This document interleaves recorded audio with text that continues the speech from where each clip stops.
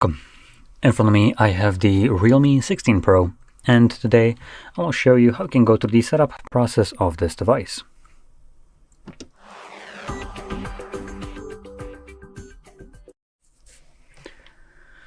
Okay, so I'll be going over setup as well as also talking about some of the things throughout the setup that you might be concerned about if you care about privacy and security. Now, if you don't give two hoots about it, you can just kind of skip forward at those moments, which I'll point out when. But anyway, when you boot up your phone for the very first time, you should be presented with the same kind of screen that you can see on here.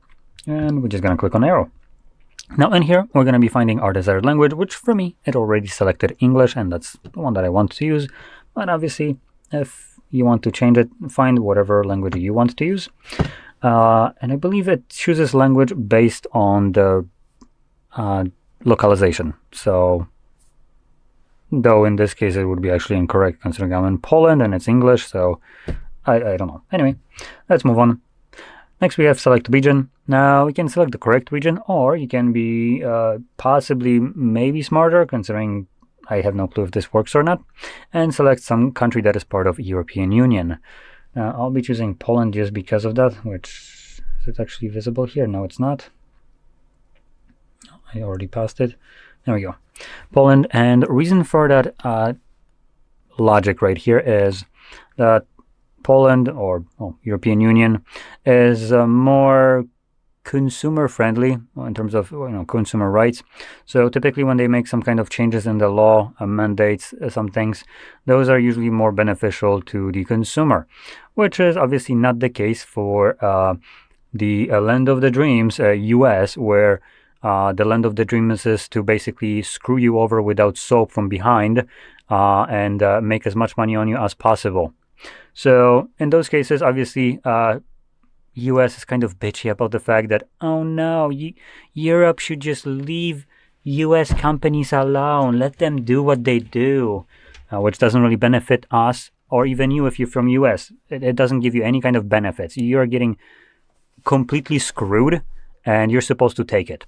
So obviously, you can choose to something like European Union, and hopefully that would give you some additional benefits. So like I said, I have never really gotten the chance to test it out.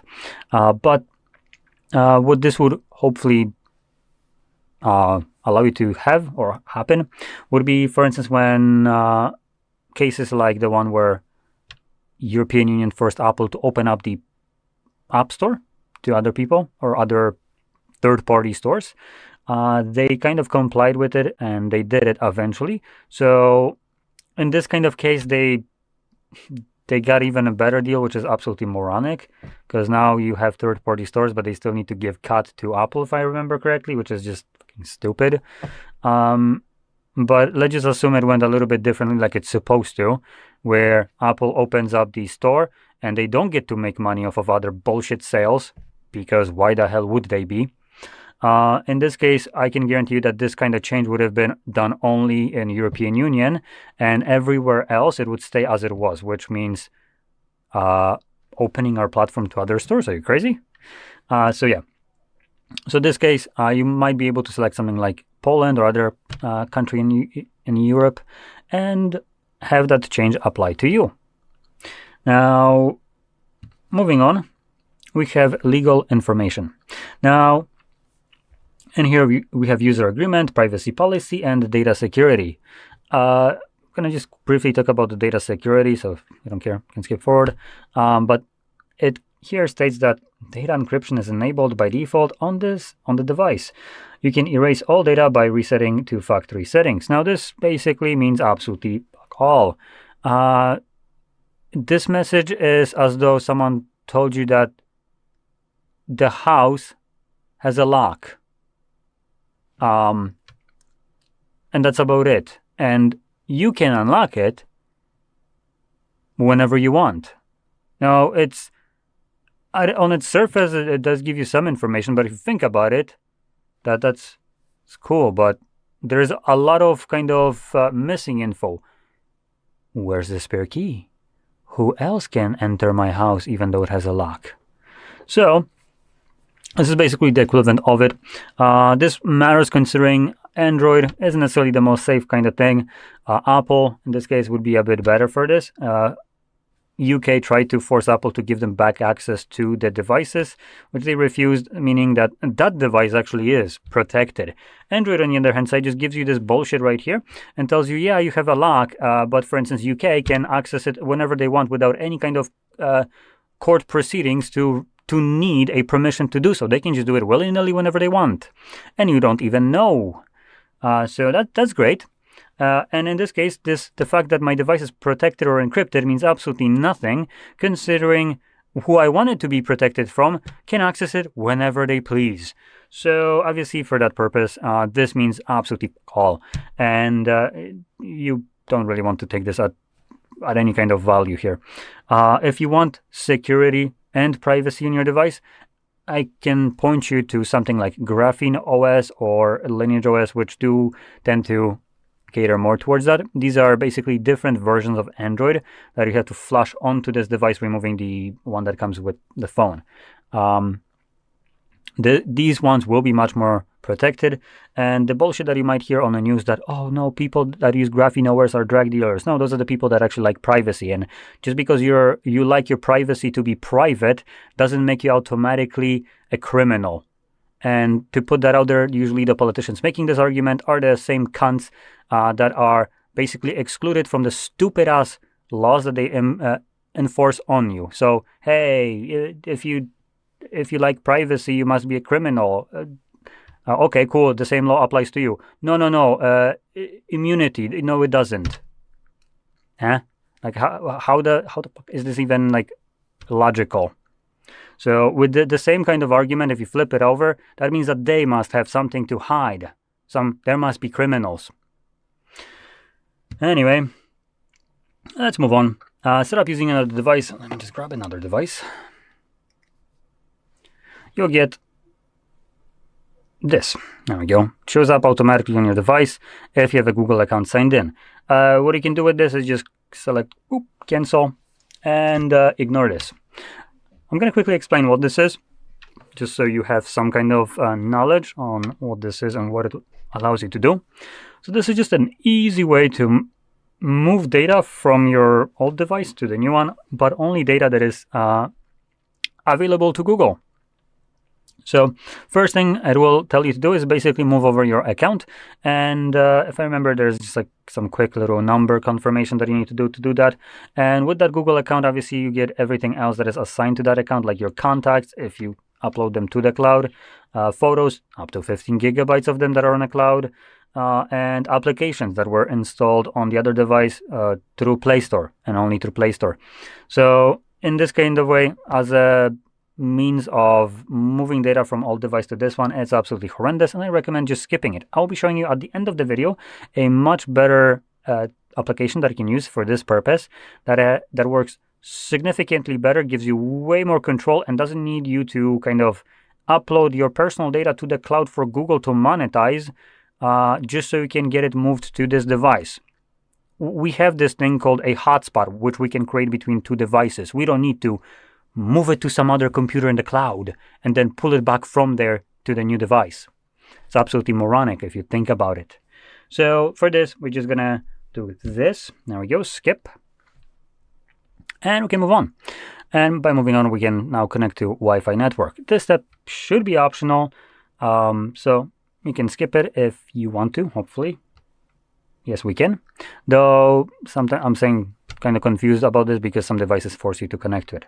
Now, in your case, you can connect to your network or not. By connecting, it will actually change the setup just a little bit, as first it's going to start looking for some crappy updates, not very descriptive on what updates, and later on it's going to give you the ability to sign in to your Google account.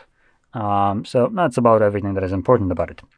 Now, anyway, moving on, we have unlocking method, and we have 3 different listings right here, but under password you have pin, pattern, or password, and you will need to set one up if you're planning to use fingerprint or face recognition, maybe both. Now, reason for that is face recognition and fingerprint are biometrics, and those aren't always 100% reliable. So in the times where neither your finger nor your face wants to unlock the device for you, you are left always with the pin pattern password under the password section. Now, on top of that, I would recommend choosing some kind of protection to your device, pin pattern or password, at least, just because your phone usually stores your personal information, and just because the government probably has access to it, doesn't mean that whoever finds your phone on the street, if you were ever to lose it, should also have access to it. So in case that you ever lose it, this gives you a little bit of protection that all your photos, whatever kind of unsolicited pictures you have in there, some other people won't be seeing, that you probably wouldn't want to have seen. On top of that, all the contacts and any kind of other information on here is obviously at that point safe.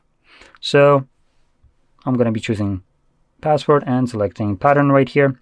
Now, here Realme considers their user base to be room temperature IQ. That's why they give you 5 seconds to be aware that you need to remember your password. Well, no fucking shit. I need to remember it. Who would have thought? Anyway, we're going to draw it once and then repeat it to set it up. And that's about it. You can see it kind of becomes grayed out because it's already set up. And you can actually lock the device, and as you can see, we have a pattern now. So the device is already protected.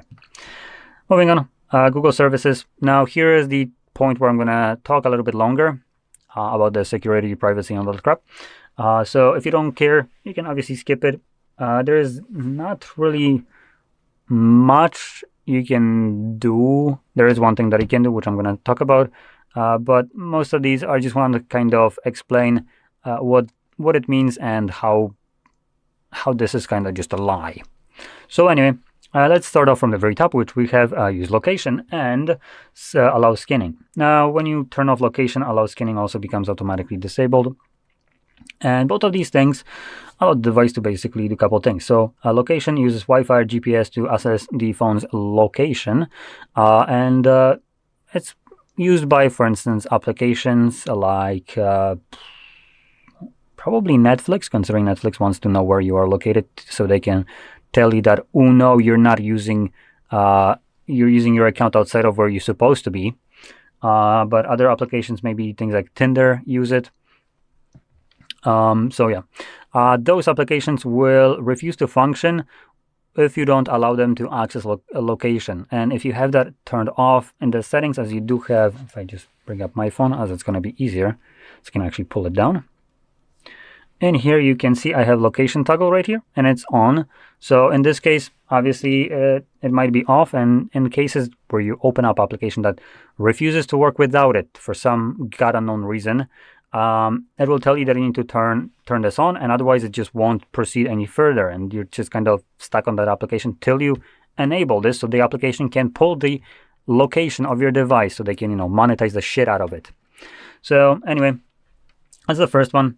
And second one is allow scanning, so allows the device to scan for Wi-Fi, Bluetooth signals. So it refers that this device scans for other ones. Now, if you turn that off, obviously that's no longer happening, but it doesn't mean that your device is not broadcasting these signals themselves, meaning that other devices can scan for it. So that's a little bit odd. And then send user and diagnostic data. If I turn that off, by the definition of this first sentence, you would expect that this device can no longer share any kind of shred of information. I mean, any kind of info coming from this device through whatever means would be user or diagnostic, no matter what it is. It's either one or the other. There is no other category that you can classify this as. So whatever it is, it's now off, and it shouldn't be sharing any single kilobyte of information. Now, this kind of falls apart. All of these actually fall apart when you consider the fact that you can go back to the first page and select emergency call, dial 911, and you will have a person pick it up, that call, and know where you're located, roughly. Roughly because, number one, this device, even though it doesn't have a SIM card, it's right now connected to a cell tower, so it can do those emergency calls. By connecting to that cell tower, it's relaying information like your location, as right now this IMEI info of this phone is connected to a cellular tower. That cellular tower is located somewhere, and the person will know where that tower is, so they will have your rough estimate where you are located at. Your device is going to be sharing your email info most likely, which again, that's just information. And by connecting to a cell tower, it automatically shares some information. You cannot connect to something and not be visible to that tower at all. So obviously these informations are getting kind of already screwed up. It's basically Google blowing smoke up your ass and telling you that we don't do that, while you can clearly check it. And yeah, so obviously this means absolutely nothing. So with that in mind, if you're planning to be completely off the grid, not being tracked, again, Graphene OS or other custom ROMs like this will be the go-to option, though Graphene OS isn't for this specific device, it's primarily for Pixels, but things like Lineage OS, I think, are available to some devices like this. So you can check it out. These ones will give you an actual privacy, which toggle turned off means that the toggle is turned off. So yeah. Now, last thing in here is install updates and apps. Now, this is just a general kind of section where there's no toggle. You know that you can uninstall updates and basically update your device and so on. You can also obviously disable system updates in the settings if you wanted to, even though there's no toggle. And this, again, means actually nothing, because if you were to ever want to protect your device from having an update forced onto it that you would never want it, like for instance when Google recently in 2025 wanted to push the moronic idea of locking away the ability to install third-party applications from unknown sources, as long as those unknown sources, the application, didn't basically pay a ransom fee. And this was Google's approach to as a bullshit to try to protect you from installing malware. Now, in this sentence, you can probably imagine that it didn't protect you in any kind of way, just enriched Google, as whoever creates a malware application that will be spying on you can still protect it, and they can just pay Google that freaking ransom, and then you are able to install it. So it absolutely did nothing in terms of protection. And if that would have been true, they would have started off with their Play Store first, as that one is filled with those applications as well. But obviously that wouldn't bring them any money. So obviously this kind of fell apart because people were enraged. If you're gonna have enshittify your Android to this extent, people might as well just use Apple, because at that point it would be the same shit, just working better and being a little bit more secure and private. So they went back on it. They're apparently gonna still implement it somehow, which will be done through by just making it more annoying to install these applications, and they no longer need to be signed like originally was intended. So that's good. Though if you at one point try to install a third-party APK and can't, it's not because you updated your device. It's because that update was forced to your device without your permission or knowledge. And that's kind of what I'm getting at here now. So you can turn off things like the auto updates and all that, and these will do nothing. At least they won't be updating your device to like newer Androids or other things like that, or applications won't be updated to newer ones. But any kind of things that, for instance, Google would want to push to your device, it will still be pushed to your device. But instead of being done through like official known to you methods, it's going to be done through a service that is running in the background of your device called OTA update services. Now that piece of shit is responsible for those kind of updates that you wouldn't want, and Google wouldn't want you to really know that they just pushed to your device, and that was the way they would have been pushing that to it. And one of those examples, actually in recent timing, has been Samsung, which does the same thing with OTA updates. When you probably heard about this, people bought this like what, $3,000 fridge, smart fridge.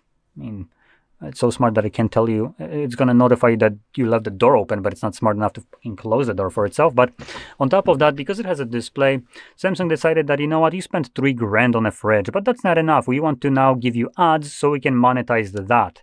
And tampering with that idea is in the US apparently punishable offense, because God forbid you were to edit some kind of functionality of the hardware that you paid for. That's illegal.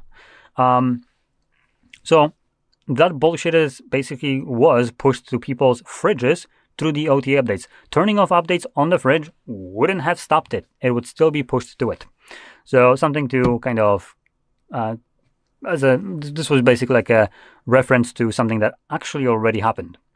So anyway, I do want to add one little tidbit. You can, in fact, get rid of the OTA update services by installing a third-party application that would allow you to view those background processes and just get rid of it. But that process is also responsible for doing the security patches. So if Android ever has some kind of vulnerability that basically gets discovered, Google then goes out, patches that vulnerability, and it gets pushed automatically to your device, so you don't need to ever deal with this.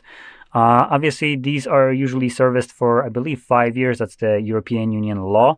And after 5 years, the manufacturers no longer will do any kind of updates to these devices. So after 5 years, it doesn't really matter. You can just get rid of that crap, as you basically don't get the security, but you get the crap part of this process where Google will install crap to your device without your permission.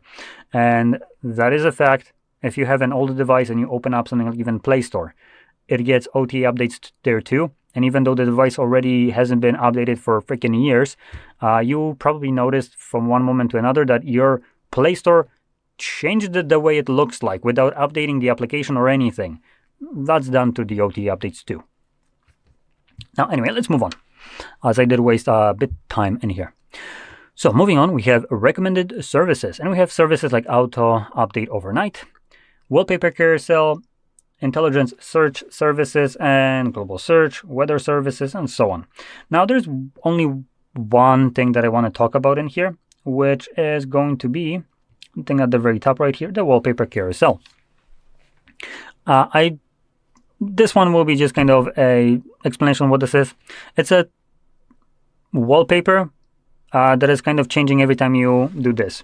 So if you have a lock screen, like the pattern like I do, if you press the power button to view the lock screen, wallpaper 1, wallpaper 2, wallpaper 3. Now this in itself isn't bad unless you know what the wallpapers are. Once you start knowing what those wallpapers are, you might not be too interested in this option, as these wallpapers range from anything like brick walls, suitcases, maids cleaning, pets, actual like interesting maybe locations, stuff like that. So yeah, this is a wide range of different wallpapers that you might see in here, and I personally cannot imagine any kind of worse way to come back home and set my phone down, and for some reason I have, for instance, a woman doing yoga as a wallpaper for a brief moment, and then the significant other sees that and starts giving me shit. Why the hell did I have a wallpaper of some unknown lady on my phone that now I'm trying to supposedly hide because it went away? So in this case, I just prefer to turn that off. It gives me peace of mind, and I'm the type of person that just prefers single wallpaper of my choice. Continue using. No, we're not going to be continuing with this, and we can move on. Next, we have navigation method, and we have gestures and buttons. Now, I do want to point out there is not much in terms of options in here, but if you go into the settings and system and updates, I think it is at the very bottom, and system navigation, you will find for the gestures a lot more options. You can hide the guide bar. At the bottom, you can turn on or off a circle to search. You can turn off that crappy thing from the side scroll to invoke the assistant, and so on, as well as increasing or decreasing the sensitivity. Back buttons only has the circle to search feature, and I think you can flip over where the buttons are located, the back button, either from left to right or vice versa. Anyway, I'm going to stick with the gestures. Moving on, this basically finishes up the setup, so we can click on the arrow, and I still remember to show you the application to do the import of your data. So that application will be on the second page under Tools folder right over here, and it's named Clone Phone.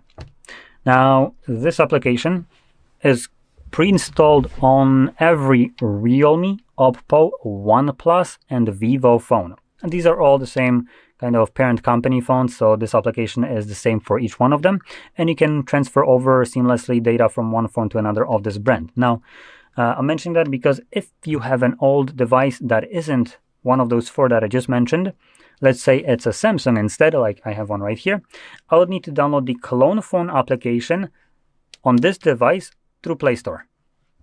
And once I do that, I can then connect these two devices, though the application that I will download on here will, I'm just going to go to this, will only give me the option to set that this phone is the older device. That will be the only option visible on the old phone. And the reason for that is when manufacturers like Oppo, Realme, whatever, make these applications to help you migrate data, they do it to help you migrate from other brand to theirs, not the other way around. They're not going to spend resources to help you ditch their ecosystem. So that's the case. And each one of these devices, like for instance, Samsung has their own version of this application, which is called different. Something like Samsung has Smart Switch, Xiaomi has Mi Mover, Huawei has Phone Clone, and the other way around. Motorola has Moto Move, I think. And yeah, so those are some from the top of my head that I know. So you would basically use this to move over all the data, and this is gonna work fantastically, way better than the Google option that you can find at the beginning of the setup that we've seen. And it allows you to move anything like apps, app data, and the apps themselves can be actually moved from one device to another. So even if they are no longer available on the App Store and they're still on your phone, you can move them, and this doesn't matter. So photos and everything else, that doesn't really matter how much cloud storage you have. This gets automatically moved as long as the phone itself has enough storage itself. It's good. So anyway, I highly recommend using this instead. Anyway, with that being said, I hope you found this very helpful, and if you did, don't forget to hit like, subscribe, and thanks for watching. Hello guys, today I have the Realme 16 Pro 5G and I'm going to show you how to fix screen rotation not working in your device. At first, here you need to open the settings. Now, go to the display section over, where is that? Here, display and brightness. Scroll down, and now find auto rotate. Disable this option and enable it back again. If you had this disabled, make sure that this option is enabled. After doing so, check if it works. If it does work, that's nice. If it doesn't, you need to hold the power and volume up and drag this white circle to the restart. After restart process, everything should be working nice. If it doesn't, you need to contact device support because your device may be broken. Goodbye. Hello guys, today I've got the Realme 16 Pro 5G and I'm going to show you how to fix fast charging not working in this device. The first thing that where I would search for the issue is the cable and charger for any damage and compatibility. If your cable is damaged, or if your charger is damaged, or if your cable transfers only 8 watts, for example, or power, or 5, or 15, or 17, you need to change your cable. The same as with your charger. If your charger is either broken or incompatible with your phone, you can't charge your phone at maximum speeds. Apart from that, check your charging port. Just if you have any debris, dust here, you need to clean it with some non-metallic tool. I'd recommend some brush. Apart from that, you need to check your phone with another fast charger or outlet, and actually that should be it. Goodbye and have a nice day. Hi everyone, in front of me I've got Realme 16 Pro, and let me share with you how to clear cache and speed up your device. So let's start with opening the settings, and here we have to scroll and find the apps. Then let's go to App Management, and right here we've got the list of apps which are currently installed on this device. And what I highly recommend to do here is to remove cache. Cache are junk files which are saved by your device, but they are not necessary for the proper usage of the app. Moreover, they are obviously occupying some memory and they could slow down your device. So this is one way of speeding your device up. So let's open the app, for example, the camera. After opening the app, let's go to storage usage, and here we've got the cache section. So just tap on clear cache and your device will immediately remove it. And as I said, highly recommend to do it for all of those apps to release some memory. Alright, so that will be all. Thank you so much for watching. Please hit the subscribe button and leave the thumbs up. Hi everyone, in front of me I've got Realme 16 Pro, and let me share with you how to virus scan this device.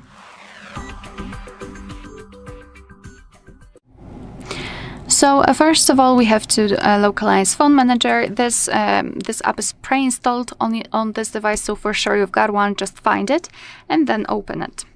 Of course, give all the permissions it needs. And now let's tap on Viruses and Risks. Then tap on Scan, and now your device will basically scan itself in order to find any kind of viruses, any kind of malware, and after a full scan it will show you the results. In my case, everything is secured. However, under it I've got recommended optimization, so for example Start Cleanup or System Boost. Moreover, if your device will find any problems, it will also list them here, so for example the system update, etc. Or if it will find the viruses, it will also show you relevant information, and also it will guide you through the steps which you need to take in order to get rid of the risks. Alright, so that will be all. Thank you so much for watching. Please hit the subscribe button and leave the thumbs up.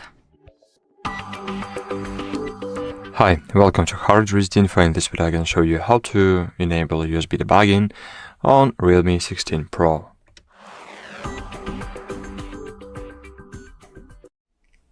At the very beginning, you should enable developer options. To do that, you should open Settings. Then in Settings, scroll down and find here About Device. Here, scroll down again and find here Version. And in Version, click Version Number several times until you will see the message that you are now in developer mode. Now go back,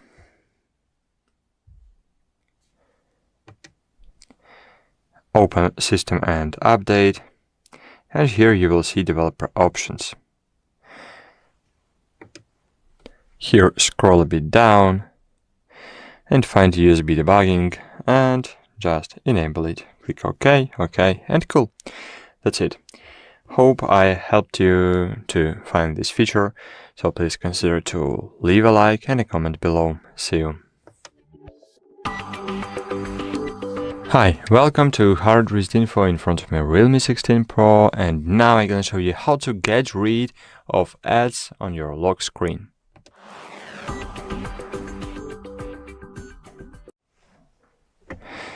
So to get rid of ads, firstly you should open Settings. So as you can see now, I'll show you how it looks. Of course, it's cool when you have different wallpapers so this every unlock maybe. But the worst thing is this, that you have ads on your lock screen. Okay, so to disable it, firstly you should open Settings. Then in Settings, scroll down and find Home Screen and Lock Screen Style. Then scroll a bit down again and find Lock Screen Settings. Click Wallpaper Carousel. Disable Wallpaper Carousel. Click Not Now. Then disable Background Connect Update using mobile data and click Deactivate. Click Deactivate. Then lock your screen, unlock your screen. Swipe right once and click Don't Show This Again. And now, as you can see, you have now this ads on your lock screen. Thank you for watching. Bye. Hello guys, today I have the Realme 16 Pro 5G and I'm going to show you how to fix the phone heating while charging.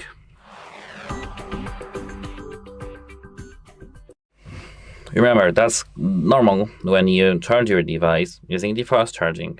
But if it's normal charging, not fast, you need to at first go to Settings. Here, scroll down till you see Battery, and scroll down again. Here, as you can see, we have battery usage by application. Here, the first application is the most actually powerful and the most battery draining. Tap this application and check for the background activity time. This means that it's actually bad. We need to go back and tap apps. If you don't care about notifications, do the thing that I do here. Tap your application, for example, it'd be AliExpress over here, and tap battery usage. Here, tap restrict by 5D and OK. Now, apart from that, the next tip is that you need to use the original charger and a cable. Apart from that, avoid using your phone while charging, for example, gaming, and remove the heat. Remove the case to improve the heat dissipation. And of course, as a final tip from me to you, charge your phone in a cool and ventilated area. And that's it. Hope it helps you, and goodbye. Hello guys! Today I have the Realme 16 Pro 5G, and I'm going to show you what to do if you have your battery percentage not showing in your status bar.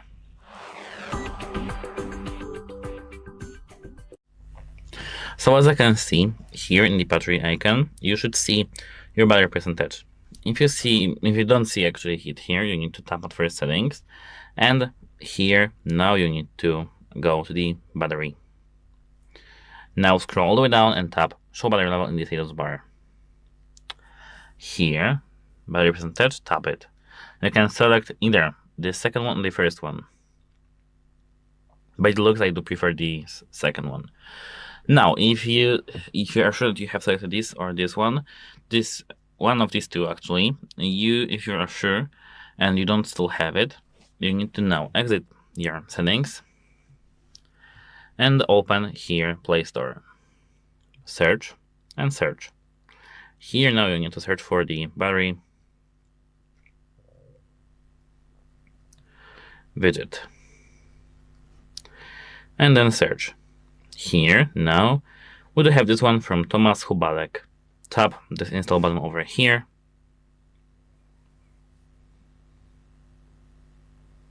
and tap open. Here now you need to tap start automatically, and now here add widget.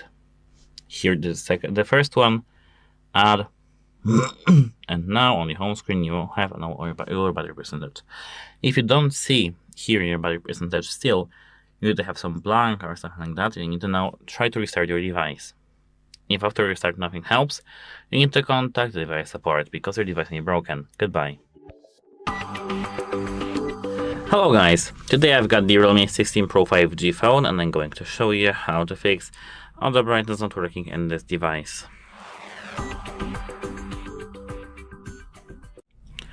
So, actually the first thing you need to do is to open the settings. Now, you need to go straight to the display over here, and once you're in the display, turn your brightness to the maximum, for example, like that. Now I know that you don't see anything, but on your phone you will see something. Disable the brightness, enable it back again. If it comes back to normal value, you are good to go. If it doesn't, you need to now take some microfiber, maybe not microfiber, but some soft cloth, not completely, not wet, just dry soft cloth, and here you can close your phone, wipe the area of your camera.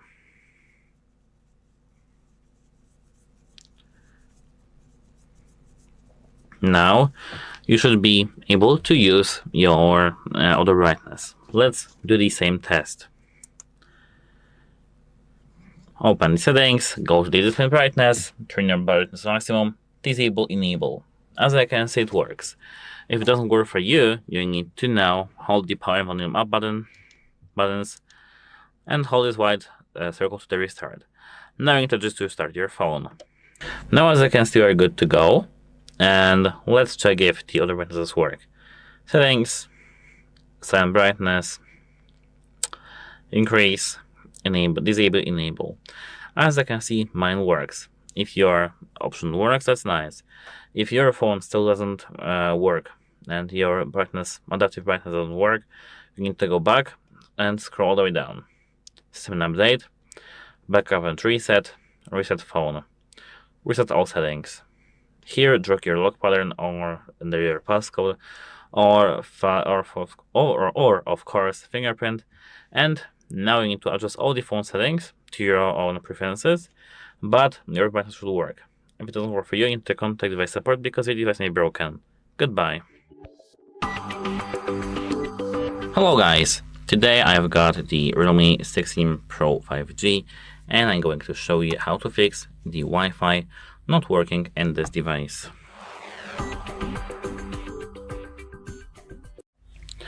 The first thing you need to do here is you now first need to go to the settings and tap Wi-Fi.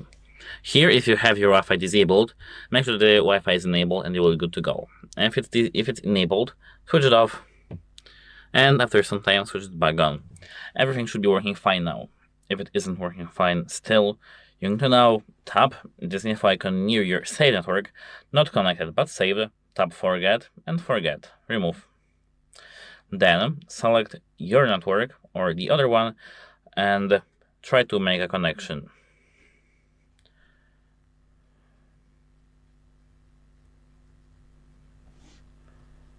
As you can see, mine connection works. What about yours? If yours still doesn't, you need to now go to this. Wait a minute, where was that?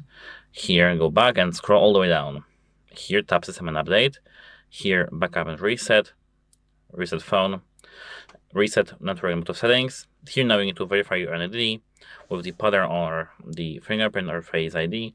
And then you will have all these settings reset. These are Bluetooth settings, Bluetooth devices, Wi-Fi networks, Wi-Fi settings, and mobile network. If you have done that, try to pair with your Wi-Fi network back again. If you don't see your Wi-Fi network at all, you need to just try to restart your device. To restart your phone by holding the volume and power up, clicking actually, and here restart. Meanwhile, you can go to your router and try to restart it. Just power it off and then power it on. It should take you about 10 minutes actually to fully set up the router, etc. I mean, not set up like, go to the setup process, etc. Just the router needs to set up by itself after the restart process, so And after the restart, everything should be working fine. If it doesn't, you need to contact the device support because your device may be just broken. And that's it. Hope it helps you, and goodbye. Hi, in this video I'm gonna show you how to activate private save on your Realme 16 Pro.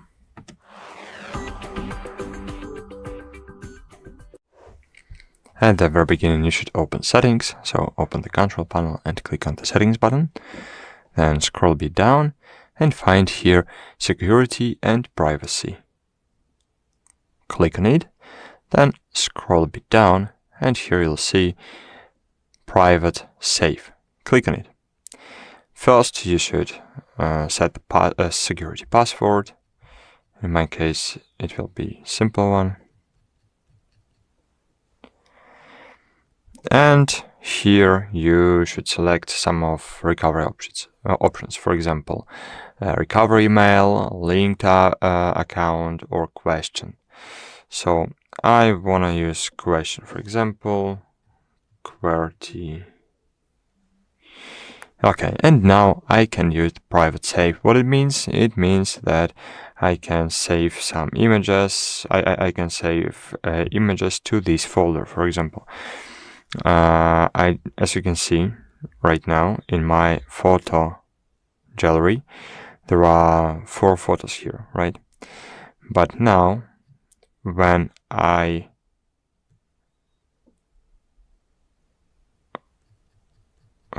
add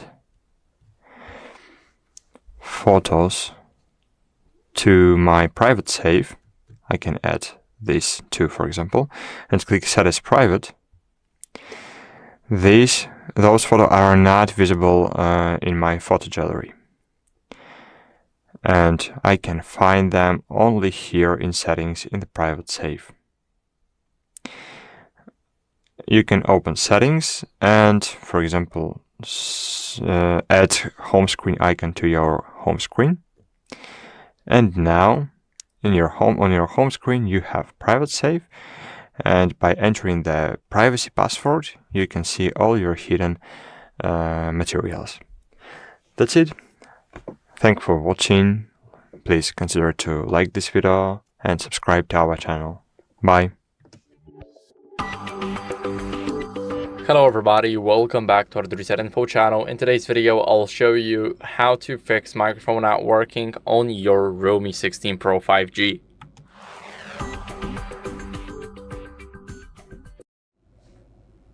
So first, what you guys want to do is clean your microphone port with a non-metallic tool. So as you guys may notice, we got the port at the bottom Now, if we want to clean it, we want to use something soft. We don't want to go too hard. And if we use something metallic, and I got a bad example here, but even if we use something like a SIM tray opener, then it can also damage our port, and we definitely do not want to use it because we want our port to be alive and not dead. Next, what you guys want to do is test your mic in a recorder app. So this is what I like to do. This is a personal test. We're going to go to Tools, and we're going to open up the recorder right here. Now, in the recorder, what we need to do is simply agree and continue, start recording, and make sure that we allow it to send us notifications. Now, as you guys can see, whenever I stop talking, the line should go in a straight way and not be moving like this. So as you guys can see, it definitely works. My microphone is working, but if yours isn't, then I recommend you guys doing the next thing. So what we're going to do next here is we're going to restart our phone. This is to refresh the entire system and also refresh our microphone. Maybe it was just a glitch, and every single minor glitch is fixable by just restarting your device. So hold the power button, the volume up button, and swipe up to restart. Now the phone is restarting, and I'll see you guys in a second once the restart is done.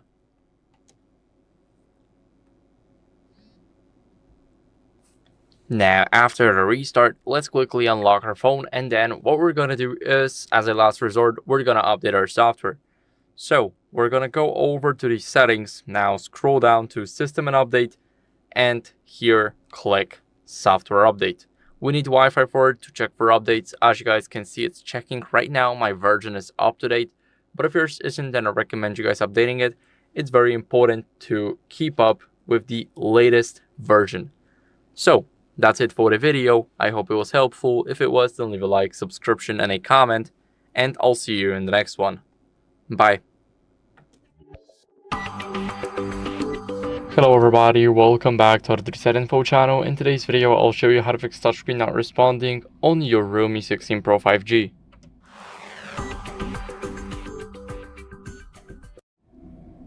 So first, what you guys want to do is go over and remove your screen protector or case, and let me explain why. Basically, whenever your screen protector is covering those dark part between the screen and the sides of the phone and is going off to the screen, then what can happen is basically if you hold your finger here, then the same thing would happen, so nothing will work properly. Next, what you guys want to do is remove your screen protector if it's not applied perfectly around the screen, but it's going offside to the sides of the phone, to the edges, or practically anything else. Make sure to keep an eye on it, and if it's not applied perfectly, then remove it and get a new one. Next, what you guys want to do is clean your screen with a microfiber cloth.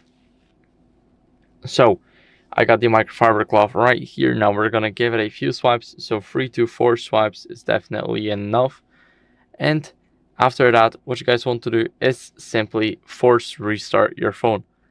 So, the way you do that is you hold the power button and the volume up button until you see the screen go black and you hear a vibration. So it is around 5 to 10 seconds, so all you need to do is just wait. So now I got the vibration a second after the screen went black, and now it's restarting. So I'll see you guys in a second.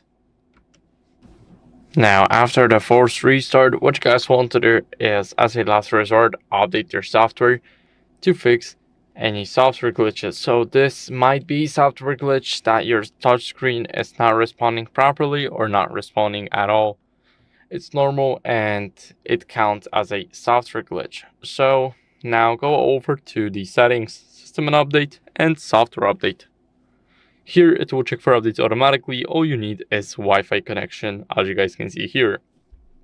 So my version is up to date, but if yours isn't, then I recommend you guys updating it. It's very important to keep up with the latest version of your software.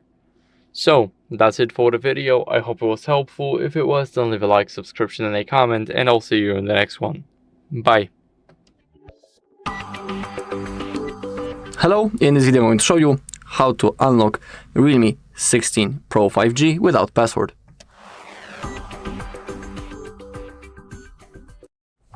Okay, but before we begin, we need to discuss a few things. First thing is, please only try to unlock your phone, in no other case someone else's, because that might be considered as a crime, and that's also unethical. Second thing is that we need to perform a factory reset of our device through the recovery mode, and we will lose all of our data. And the third thing is that after the reset, when you get into the setup process, you'll have to sign in into the Google account into which you are signed in before the reset. I'm talking about the Google account that you're signed into in the settings of your device, because without it you won't be able to go through the setup process. It's simply the Google verification, so you need to remember about it. Now, if you want to go forward, follow my steps. As you can see, device is locked. I can remember the password. I can even lock the device. And now we need to power off our phone, so hold the power key.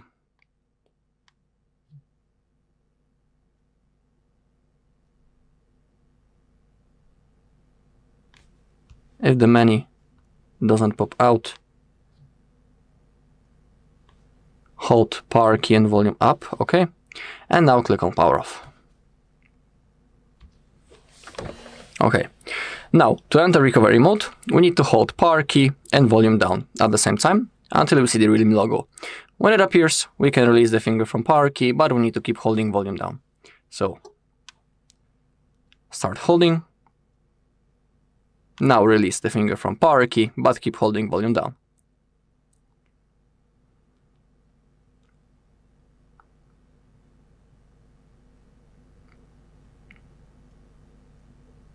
Okay, now select your language. I'll stick to English. Now select format data, enter this code using your keyboard, and click on format. The process will begin, so now we need to wait. It won't take long. Okay, data formatted, click on OK. Now our device will be turned on again automatically, and then we'll have to go through the setup process. Remember that you'll have to sign in into the Google account.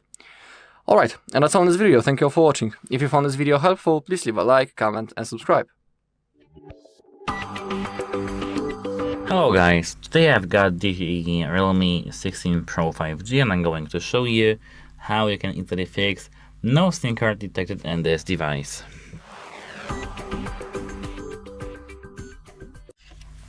At first you need to prepare something like this for yourself.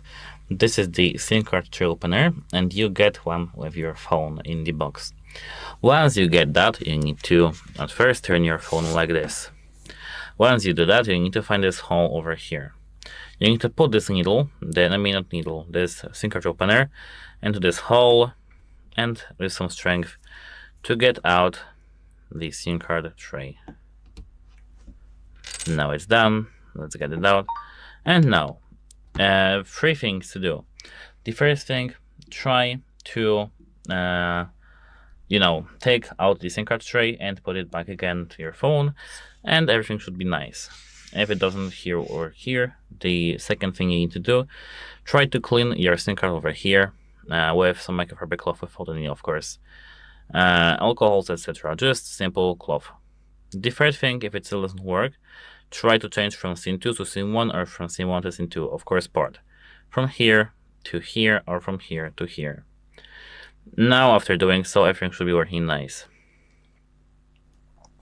If it still doesn't work, check your SIM card in another device, for example your older one or in your friend's one, to check the SIM functionality. If the SIM doesn't work, because it doesn't work in other phone, you need to contact the carrier to verify the data plan, or check for outages, or just, to fix them in the carrier website. If it doesn't work, if your SIM card doesn't work, if it does work in the other phone and not in yours, you need to now open here the phone. And now once you do that, you need to now go to the settings. Scroll down and tap System and Update. Here, Backup and Reset. Reset Phone. Tap Recent Bluetooth Settings. Network and Bluetooth Settings. Tap Pattern. And now you need to confirm your pattern over here to do this reset. All the Bluetooth settings, all the Wi-Fi settings, and all the mobile network settings will be resetted. And so everything should be working nice. And that's it. Hope it helps you, and goodbye. Hello guys, today I've got the Realme 16 Pro 5G and I'm going to show you how to fix the weak signal in this device. The first thing you need to remember is that if you are some outside of the city or in some forest, the signal won't be good. Never. I mean, it depends of course on the country where you are when you live, but most of the times, no, the signal won't be that good, only 2G for emergencies. But as for the things you can do, is that first you need to open the settings. Here, you need to tap Wi-Fi. Here in the Wi-Fi, you need to tap these three dots over here, tap more settings. Here now, as I can see, tap auto Wi-Fi, enable that. Now go back and go back. Toggle airplane mode on, wait 20 seconds and toggle it off. Now after that, what I do recommend doing is to move to an area with better coverage. As I said, if you are in some city, outside of the city, etc., just move to the area with better coverage and everything should be working fine. If it still doesn't, open here mobile network. Here in the mobile network, tap your SIM card and now tap Wi-Fi calling. Enable that and tap here Wi-Fi calling preferred. Apart from that, what I do recommend doing is to scroll all the way down here in the main menu of the settings and tap System and Update. Here tap Backup and Reset and Reset Phone. The first option that is here is Reset Network and Bluetooth settings. Tap it, pattern, and reset, or of course using the fingerprint or Face ID. And this should refresh all the settings and reset them. Now you need to just add everything back again, but it will work. If it doesn't, you need to now go back to the normal menu, tap mobile back again, and tap here your SIM card. Now, here as I can see, we do have, where is that? Wait a moment. Preferred network type. If you are in the city, select 5G preferred. If you're outside, select LTE. But you can try to, select these options and check which is best for you. And that's it. Hope it helps you, and goodbye. Hello guys, today I have the Realme 16 Pro 5G and I'm going to show you how to fix Bluetooth not connecting.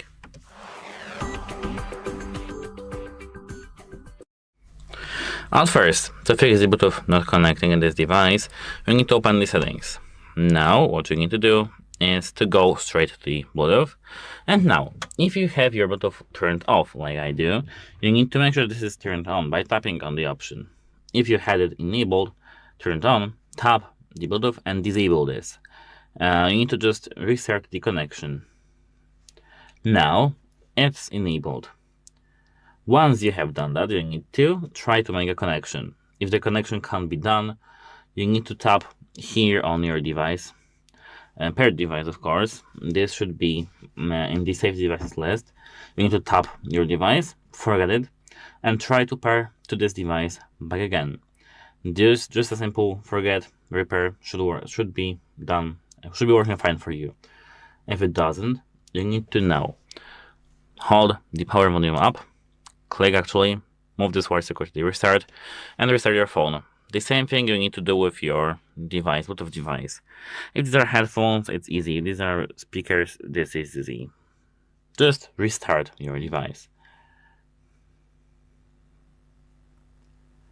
While your devices are restarting, you can try to get another device and try to pair this phone with another device to check if the Bluetooth connection works.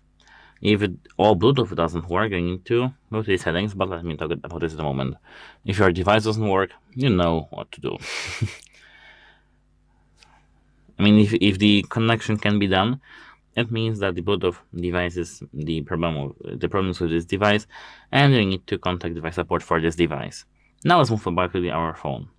Open settings, scroll all the way down to the system and update.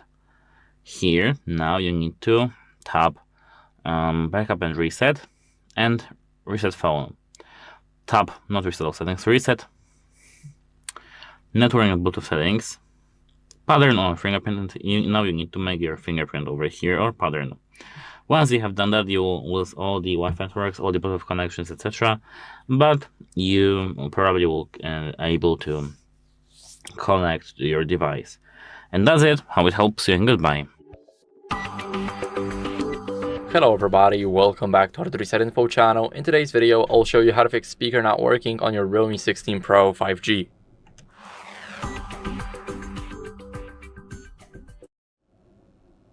So first, what you guys want to do is check the volume levels in these settings. So let's quickly open up our phone. Now, we want to go over to the settings. So let's go over here. Now, let me quickly go back. And here, what we need to do is we need to scroll a bit down to sound and vibration.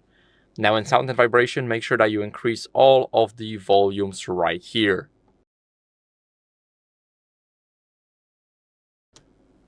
And once they are increased, what you guys want to do next is go over to the phone app, and you may ask why, because you need to increase the call volume also. You cannot change it in the settings, you can change it right here. As you guys can see, we are at 200% now. And what you guys want to do next is clean your speaker grills with a soft brush. So we got the speaker grill right here. Now you guys want to clean it with a soft brush, don't use anything metallic, because if you do, then you can damage them and there will be no sound at all forever.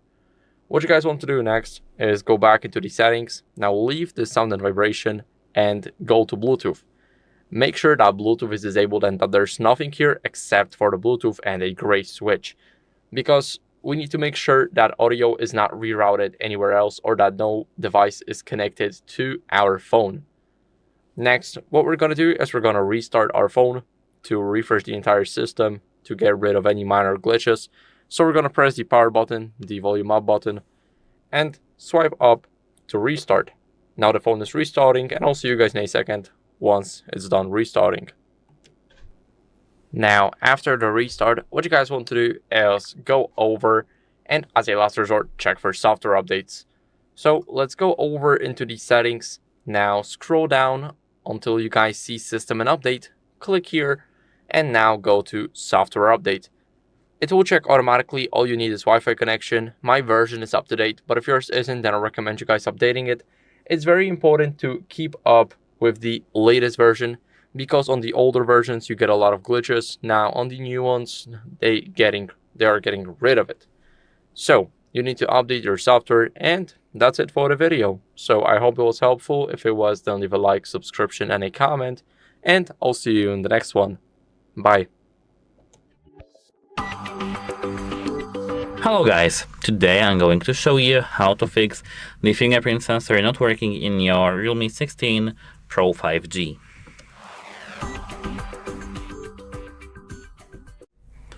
The first thing you need to do is to open the settings. Once you do that, scroll down till you see the Security and Privacy tab. Here, now scroll down until you see Device Unlock. Scroll down again to the Face and Fingerprint Lock. Tap Fingerprint, and now draw your locks in pattern.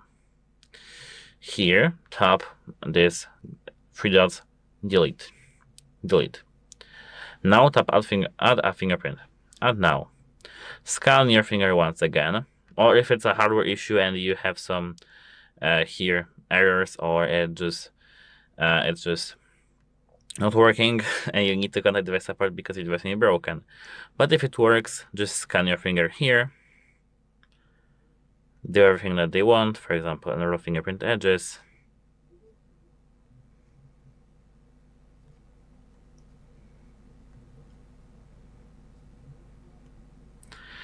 And after that, tap done. Now close your device and try to unlock it with your fingerprint. For me, it works after the re-registering my fingerprint. If your fingerprint works too, that's nice. If yours still doesn't, get a microfiber cloth and try to wipe the area of your fingerprint. As you can see, it's here at the bottom. Wipe the area of it. If it's oily, if it's dirty, or if you have just very, very, very dirty phone, or if you work, for example, as a building site, use some alcohol on this cloth. After that, check if it works. For me, it will. What about you? If it works, leave a comment, like, and subscribe. If it doesn't work for you, you need to. It's recommended to remove the screen protector because it may cause interference. If it's, for example, too tough or something like that, it may not work. Here, as you can see, I have very, very tough here screen protector. This is a foil actually, and it's just it may cause interference with the if there was any fingerprint sensor. And that's it. If it didn't help you, contact with support because it may be a hardware issue. And as I said, that's it. How it helps you, and have a nice day. Goodbye. Hello everybody, welcome back to the HardReset.Info channel. In today's video, I'll show you how to fix the low volume problem on your Realme 16 Pro 5G.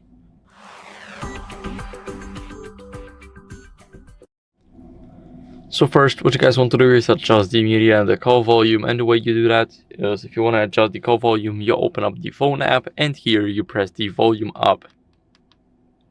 As you guys can see, we got the phone icon, and this icon is responsible for our call volume. So for me, it's at 200% now. And what we're going to do next is we're going to open up the settings. In those settings, you want to scroll down until you see sound and vibration. Now, here we have the media volume, and this is the volume that we are the most interested in. And my setting right here is good, but if you want to max it out, then just do that. Now, what you guys want to do is swipe a bit up. Now go to Do Not Disturb and make sure that Do Not Disturb is disabled, because it's very important that if you had enabled the Do Not Disturb and silence media when Do Not Disturb is on, then you will have no sound, and that's bad. So make sure that you disable both of those switches. If they are like that, then make sure to just tap them off. Next, what you guys want to do is clean the speaker grill and the charging port if it's happening on the wired headphones. Now here we have the speaker grills. Now here you clean the charging port only if you see that it's dirty and you use wired headphones or an adapter to a 3.5mm jack, for an example. Now what you guys want to do is go over and restart your phone. So it's very important to just press the power button, the volume up button at the same time. You see this menu, and then you just swipe up to restart. Now, it's very important to restart your phone because it refreshes the system and it gets rid of any minor glitches. So I'll see you guys once the restart is done. Now, after the restart, what you guys want to do is, as a last resort, update software to fix any audio glitches. So go over to Settings. Now swipe down until you see System and Update, and here choose Software Update right up top here. Now it will check for updates automatically. As you guys can see, I have the latest version. My version is up to date, but if yours isn't and you got an update available, make sure to do that. It's very important to keep up with the latest version of the software because that way you just get rid of any old glitches. And that's it for the video. So I hope it was helpful. If it was, then leave a like, subscription, and a comment. And I'll see you in the next one. Bye.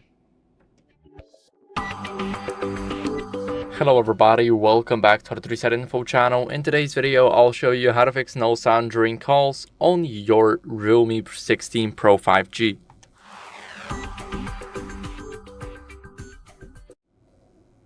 So first, you guys want to check the volume during a call using the side buttons. So we got the side buttons on the right side, as you guys noticed already. But we're going to check the call volume while being in an active call. So you guys can go here, and here you guys can also increase it. These are a couple of ways. As you guys can see, whenever you go into these settings, and you go down to sound and vibration, you cannot change it right here, but you can change it in the phone app and while being on a call. Next, what you guys want to do is make sure that you disable Bluetooth. So make sure that this switch is gray and there's nothing in the Bluetooth section. We don't want our audio to be rerouted to any other device, and we want to rule out the connected devices. Next, what we want to do is we have a little bit of a cutout here. We all know that there's a speaker here. This is called an earpiece, and we want to clean our earpiece with a soft brush. Maybe it's stuck with dirt, debris, lint, or anything else, and it just needs some cleaning in order for it to unblock the audio. Next, what you guys want to do is test another call using either the phone app or try using a different app, like for an example, WhatsApp, Snapchat, basically everything or anything that supports the call system. Next, what you guys want to do is restart the smartphone. So just hold the power button and the volume up button until you see this menu pop up. Now swipe up to restart, and now the device is restarting. So I'll see you guys in a second once it's done. Now, after the restart, what we want to do as a last resort is go over into the settings and scroll a bit down until you guys see system and update. Here, what you guys want to do is go over to backup and reset and go to reset phone. Now here you guys don't want to reset your entire phone. We want to only reset the network and Bluetooth settings. So there's no other way. You need to reset the Wi-Fi, the Bluetooth, so you'll lose all your saved Wi-Fi and Bluetooth connections, but you will also reset your mobile network, so everything will be reset and then everything should be fixed. So that's it for the video. I hope this was helpful. If it was, then leave a like, subscription, and a comment, and I'll see you in the next one. Bye. Hello everybody, welcome back to HardReset.Info channel. In today's video, I'll show you how to fix the ghost touch problem on your Realme 16 Pro 5G.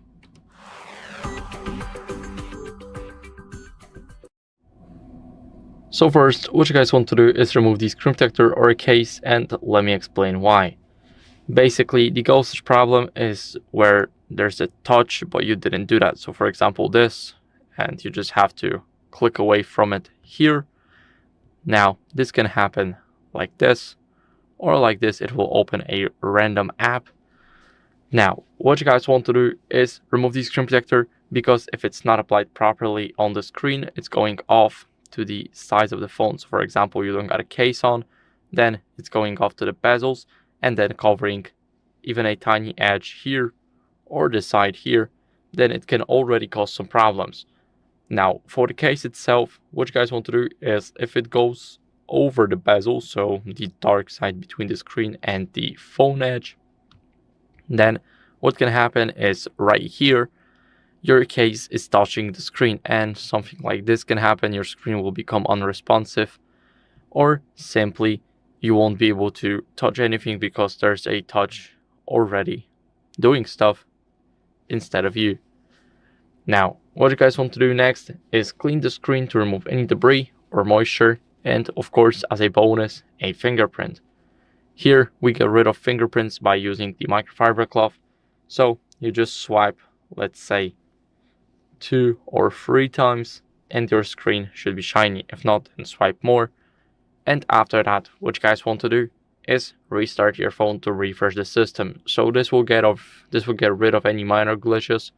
Of course, it will restart the system and refresh it. So hold the power button and the volume up button. Now swipe up to restart the device, and now the device is restarting. So I'll see you guys in a second once it's done. After the restart, what you guys want to do as a last resort is update your software to fix any touch glitches. So go over into the settings. Now in those settings, you need to scroll down until you see system and update.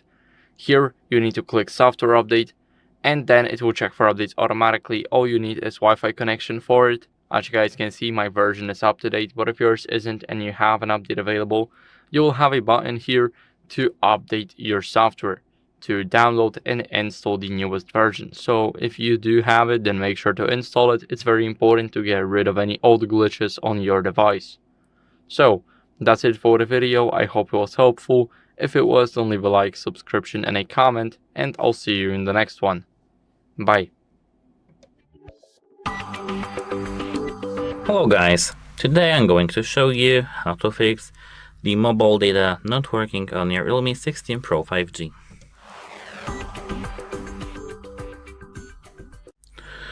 So, before all these things, I need to tell you that you need to prepare yourself a SIM card tray opener. It looks like this, and you receive one the same like this, but you receive one with your device. Once done, once you have prepared that, you need to open your phone, and here in your phone you need to open here the settings. Here tap mobile network, and now here if it doesn't work, it is probably turned on. So turn it off and turn it on. If it was turned off, make sure that this is turned on. Now everything should be working fine. If it doesn't work fine, you need to now here tap more settings and tap private DNS. Set this to auto. VPN, make sure this is disabled and you have no VPNs. And apart from that, here you need to, if you tap your SIM card over here, you need to tap, where was that? Access point names. Tap this three dots in the top right corner, reset access points and reset. Now everything should be working fine.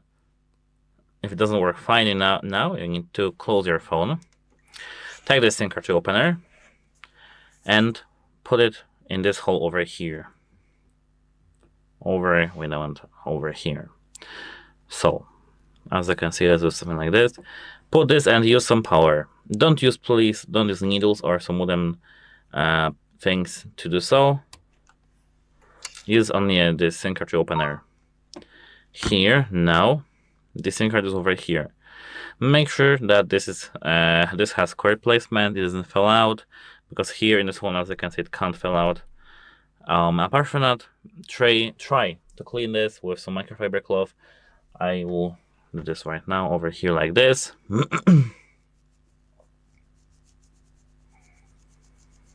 And now that should be it for your SIM card. Now we can try to put this back again. If it doesn't work still, try to change ports. I mean, from SIM 2 to SIM 1, etc.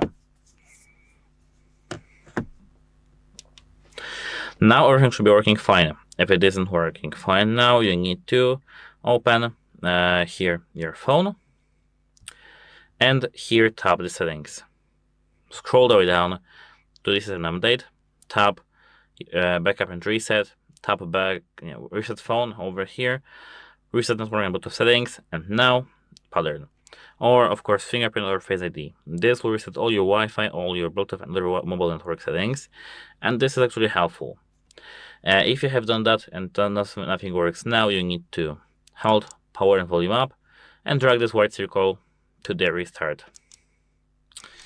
Here, restart. And now your phone should be restarted. If it doesn't work still, you need to contact the carrier to verify the data plan or contact device support because your device may be broken. Goodbye and have a nice day. Hello guys, today I have the Realme 16 Pro 5G and I'm going to show you how to improve the battery life in this device.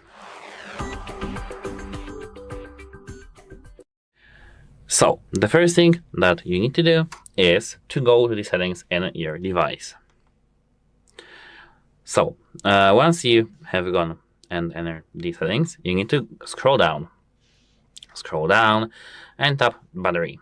Once you have battery opened, scroll down again even further till you see, wait a moment, I need to lower my brightness level a little bit.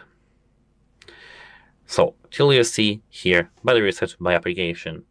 And I use my phone only for video recordings, not actually use my phone as much apart from that. But here, you should have some application you use the most. As I mentioned, I don't use it that much, so I just have here these some applications. But here, if you do have some applications such as TikTok, etc., what I do recommend doing is to go straight to this application, tap it, and check the background activity time. If you have your background activity time that high that you may, for example, have here in the system launcher 13 hours. I know that it's in system launcher, doesn't matter. Here, 13 hours, for example, TikTok in the background and only for the foreground. Go back, go to apps, app management, tap your application that you had the first or the second or the third, and tap battery usage. Tap restrict brightness activity. Now, okay, and you will get rid of all the notifications, etc. But as it goes, still you won't have that much battery usage. Do this with every single application that is here. Now go back, maybe not that far. And here, go to display and brightness over here. Now you need to here scroll down to the brightness. So brightness, you can enable the auto brightness. Make sure it's enabled. Because when it's enabled, it just works better for your device. You won't use this much all the time, or it will just automatically adapt to your own environment. So apart from that, here you have dark mode. The screen is AMOLED, which is actually OLED, which is of course better for your phone. So dark mode, it just not dim, it just dims the pixels, dims the screen instead of displaying gray. So make sure that the dark mode is enabled too. Apart from that, here we do have, where is that? Screen attention. Make sure that screen attention is disabled also. Tap screen resolution, select standard instead of high. Here, as I can see, we have screen refresh rate. Tap it and select, of course, standard, not high. And actually that's it. Hope it helps you, and goodbye. Hello everybody, welcome back to HardReset.Info channel. In today's video, I'll show you how to fix screen flickering on your Realme 16 Pro 5G.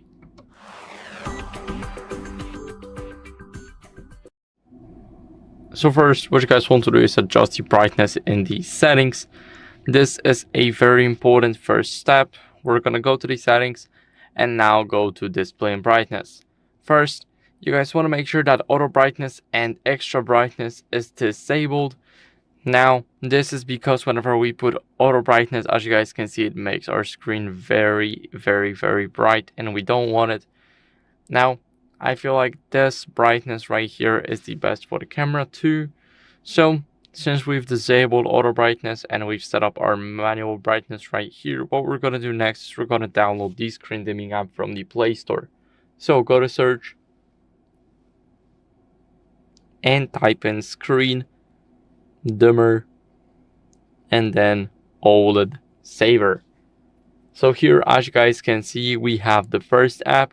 Now we're gonna click install, and as you guys can see, it's only 1.5 megabytes, so it installs instantly. Now let's click open, and here let's grant the first permission to modify the setting modification. This is for the app to change the brightness. Now here we need to go to general and downloaded apps. Now select screen dimmer, and this is for every time the app actually needs to change our brightness. When we enable another overlay, we rotate our screen, or just enable a keyboard. Now here we need to grant permissions for notifications and just click the check mark here. Now, after you've tapped onto the enable service, as you guys can see, you can adjust it to the point where you do not see your screen flickering, or the way that satisfies you. So here, you guys can, of course, manage the brightness settings. You guys can change the extra dim to dimmer or brighter. It's totally up to you. Of course, you got the advanced, like physical brightness. And as you guys can see, now it's controlled by the app and now by the system. Here you have the brightness change delay, so we're going to put it right here. And of course, change duration. You guys can change it all. So now, after you're done with the app and you don't want it, you just tap here on the switch. And as a last resort, you check for software updates. So go to settings and then system updates. You need to go to system and update, go to software update, and here check for updates. So it will do that automatically for you. As you guys can see, my version is up to date, and all you guys need to check it as the stable Wi-Fi connection. And if you do not update your software, you will be stuck with all the glitches, so you definitely want to upgrade your software whenever you can. So that's it for the video. I hope it was helpful. If it was, then leave a like, subscription, and a comment, and I'll see you in the next one. Bye. Hi everyone, in front of me I've got Realme 16 Pro, and let me share with you how to fix up crashing.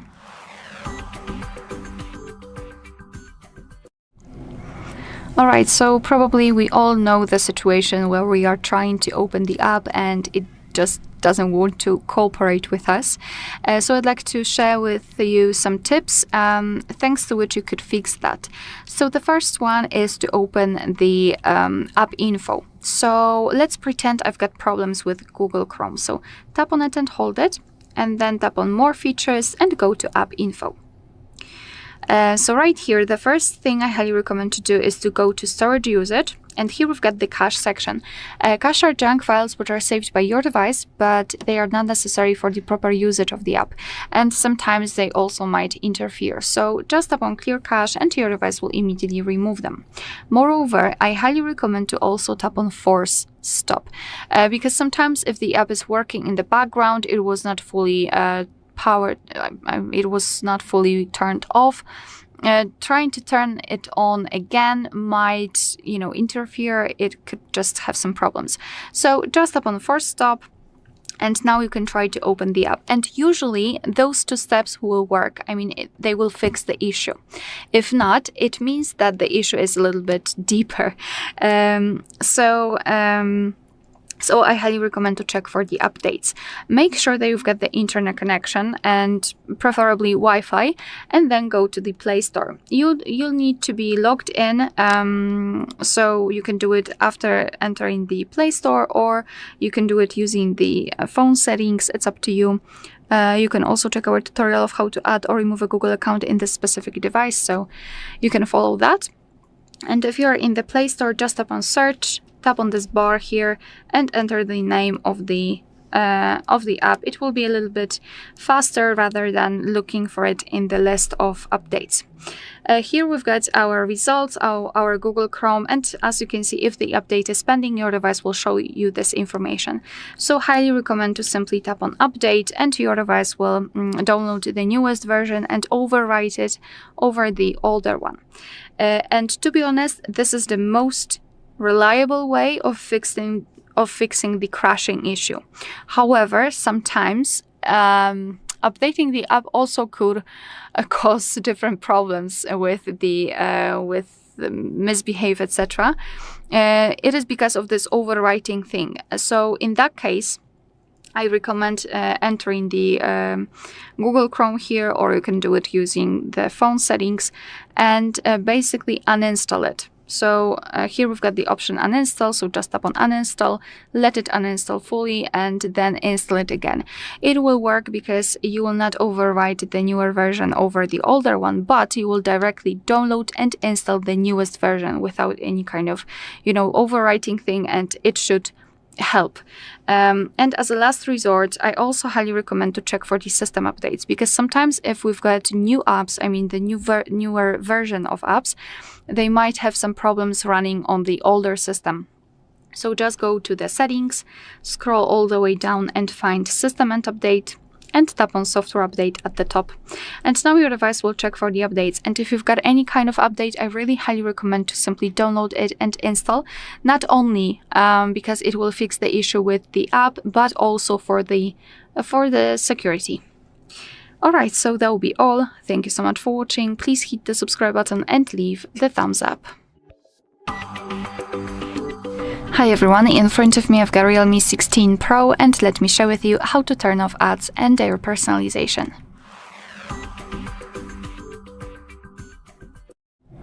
Alright, so let's begin with opening the settings. So right here, let's scroll up and go to Mobile Network, go to More Settings, and tap on Private DNS. Here, let's mark Specify DNS and enter dns.adguard.com. and tap on Save. And thanks to using this address, your device will simply limit the notification, maybe not notifications, but the advertisements. The next step, which I highly recommend to do, is to scroll all the way down in the settings and go to this Google Services. No worries, it will also work if you're not signed in. All you have to do is to tap on All Services, and here in the Privacy and Security, tap on Ads. So here we've got something which is called Advertising ID, and basically it is responsible for personalizing the advertisements that you can see. So for example, let's say that yesterday you were looking for a specific lamp, you wanted to buy something, basically the specific item.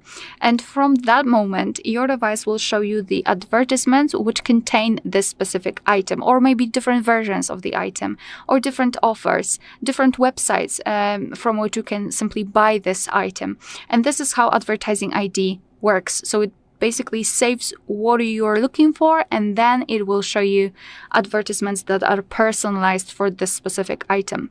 And I highly recommend to simply remove Advertising ID. So first of all, reset Advertising ID, tap on Confirm, and then delete Advertising ID and tap on Delete.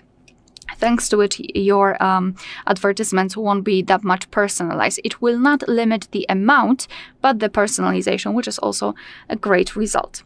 Another thing which I highly recommend to do is to limit the notifications. So let's pretend you've got the app which is showing you advertisements in your notification center or notification panel, basically somewhere here.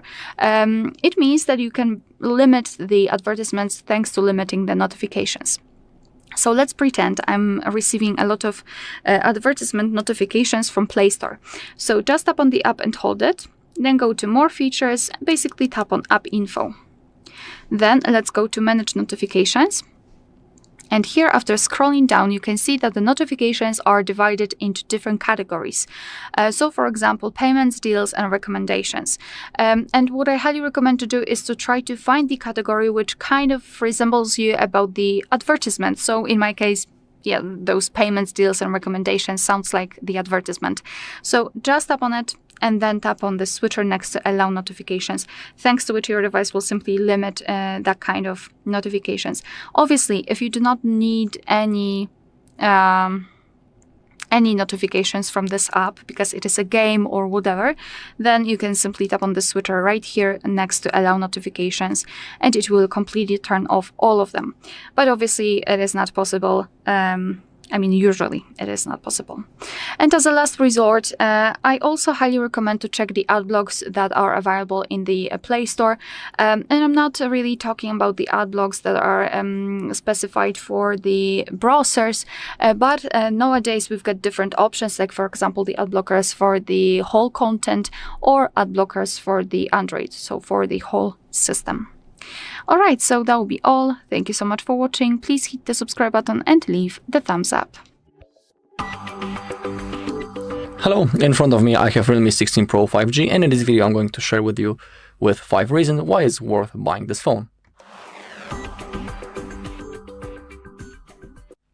Alright, we can begin with our display. So this device has 6.78 inches AMOLED screen with a really high refresh rate, because on this device we have up to 144 Hz. When it comes to the refresh rate, I can show you where to check it. It's on the display and brightness, screen refresh rate, and it's set on high. You can see that we have up to 140 Hz refresh rate. So for day-to-day use, for scrolling, for surfing the internet, it feels really, really smooth. Also, our device is equipped with MediaTek Dimensity 7300 max chipset, so also for day-to-day use and daily tasks, this will work pretty good. Also, our device has plenty of RAM. My device has, let me quickly check.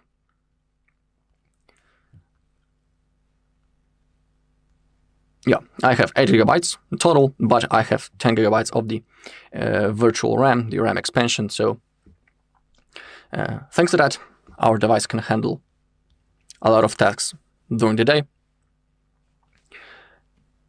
And also, what I like the most is the battery on this device.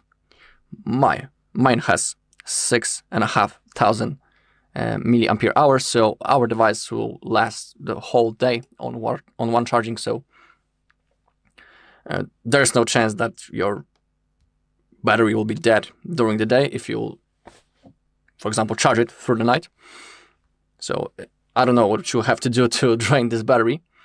So yeah, I like that battery capacity. Also, our device, our Realme, supports the fast charging, so we'll be able to quickly charge it when we need it.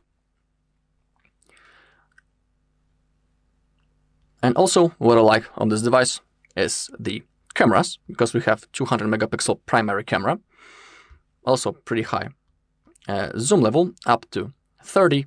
So with good light conditions, this phone can take a pretty cool and highly detailed photos, especially in the daylight. But we also have some other modes that can help to boost the quality of our photos. For example, we have the Pro Video and also some AI enchantments. For example, the AI landscape. We can click the information button to read for ourselves the vision engine, capture crisp landscape photos with ease by removing haze and fog with AI for natural, urban, cultural, and other landscape scenes. And in here we can see a quick comparison how it's going to look when this mode is enabled. And we also have the AI on our phone. Let me quickly show you that. We have the settings, the AI, and we have the, for example, the AI Translate, AI Camera, and the AI Smart Loop. It can simply boost our day-to-day usage, also our productivity.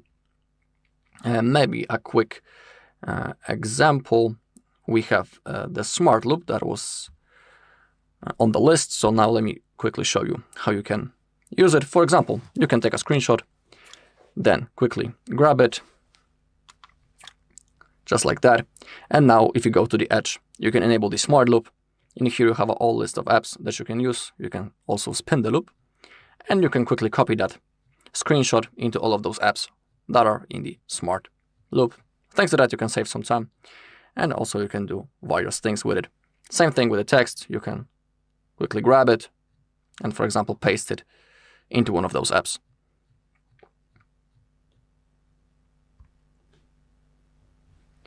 Alright, and that's all in this video. Thank you all for watching. If you found this video helpful, please leave a like, comment, and subscribe. Hello everybody, welcome back to HardReset.Info channel. In today's video, I'll show you how to easily fix headphones not detected on your Realme 16 Pro 5G.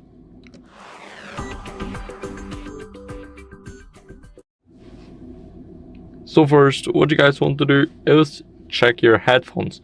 So this is very important to check your headphones and test them using another device and not our Realme. Because if they are not working on our Realme, we need to check if they are working on the second device. We can also do the same with the same pair of headphones. If the first one is not working in our phone, then we can try the second one and see if the second one works. Now, if you're using USB-C headphones, first we're gonna go over and clean the charging port. So you guys want to get rid of any dust, any debris that may be stuck inside of here, because dust can block the connection and we all know it by now. So we want to make sure that our charging port is clean, and then what we want to do is restart our phone. So to do that, we need to press the power button and the volume up button at the same time until you see this menu pop up. Now here we're gonna swipe up to restart the device. So now it's restarting, and I'll get back to you once it's done. After the restart, what we're gonna do is we're gonna check the headphones again, but this time if we use an adapter of some kind, like 3.5mm to USB-C, then make sure to check if the adapter is original or at least certified. And now what we're gonna do as a last resort here for the wired headphones and as a start to Bluetooth headphones is check for software updates. So this is very important for both wired and wireless headphones, because it all just might be a system glitch and we want to get rid of them. So that's why we scroll a bit down, go to system and update, and here select software update right at the top. Now it's checking for updates automatically. All you need is Wi-Fi. And my version is up to date, but if yours isn't, then I recommend you updating it, because it's very important to get rid of any old glitches from an old software. Next, what we're gonna do is, for the Bluetooth headphones now, we're gonna turn the Bluetooth off and on. So we're gonna go over to the settings. Now go to Bluetooth, and here my Bluetooth is already turned off, but I'll turn it on. Now let's turn it off and turn it on again. So this is how you guys can do that quick restart. Now if your headphones are already paired here, then what you guys want to do is simply forget them and repair them. So as you guys can see here, I have a paired device. Now we're gonna click here on the eye icon, and here we're gonna go over and click on pair. Now this is the way of forgetting. Here what we're gonna do is we're gonna open up the case and we're gonna double tap it. So this is my way of doing it, and then as you guys can see, we should have our device pop up here. We just need to click refresh. Now we got it, we can pair it and click pair.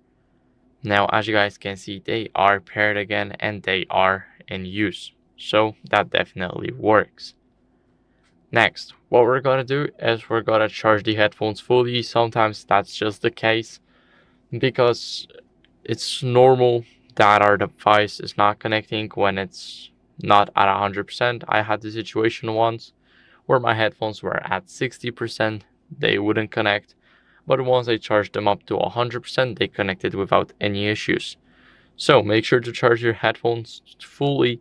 Next, what you guys want to do as a last resort here is avoid using the same headphones with another device. So this is a so-called device interference. We don't want it, because this way one of the two or more devices is interfering with our headphones, and it's a lottery which device will connect first. So make sure to avoid the device interference, or if you got the second device closer to you, make sure to turn off Bluetooth and use the headphones on our Realme. Now here we're gonna go over to the system and update and go to backup and reset. We won't be resetting the entire phone, so just click reset phone right here and go to reset network and Bluetooth settings. So this will delete, of course, Wi-Fi, Bluetooth and mobile network, so it will forget all settings saved on the Wi-Fi and every single network saved. Also for the Bluetooth, it will forget every single paired device, and after you click reset, you will have to re-enter every single password. And after the reset, it will work if it's still not working for you. So that's it for the video. I hope it was helpful. If it was, then leave a like, subscription and a comment, and I'll see you in the next one. Bye. Hello, in this video I'm going to show you the best settings for gaming on Realme 16 Pro 5G. Alright, let's make sure that we're using the highest refresh rate possible. To do it, open up your settings, then find display and brightness, scroll down a little bit and find screen refresh rate, and let's set it on high just for the moment when we are gaming. Thanks to that, we will have up to 144 Hz. But you need to be aware that not each game supports that refresh rate, because there is a chance that the game is locked only on 60 FPS, 90 FPS, 120 FPS, and it simply depends on the game. But just to make sure, we can keep it always on high, just when we are playing. After that, you can go back into the standard, or you can pick the auto select. Also, we can open up the phone manager, and in here we should have possibility to click the optimize button from time to time. In my case, I already have 98 points because I have clicked it like 1 hour ago. So that is why I have a lot of points. But in your case, it's always good to simply hit that button before we start playing. We can also perform the storage cleanup to clear some junk files. Okay, we can clean 63 megabytes, so let's do it. Alrighty, and now we can also click on the system boost. Thanks to that, we will also clean up some space. Okay, click on done. And that's basically all. Also, you can add the shortcuts to your home screen for the system boost and the storage cleanup by simply clicking Add button. Alright, we can also go again into the settings, then find battery, and we can enable the GT mode for best performance.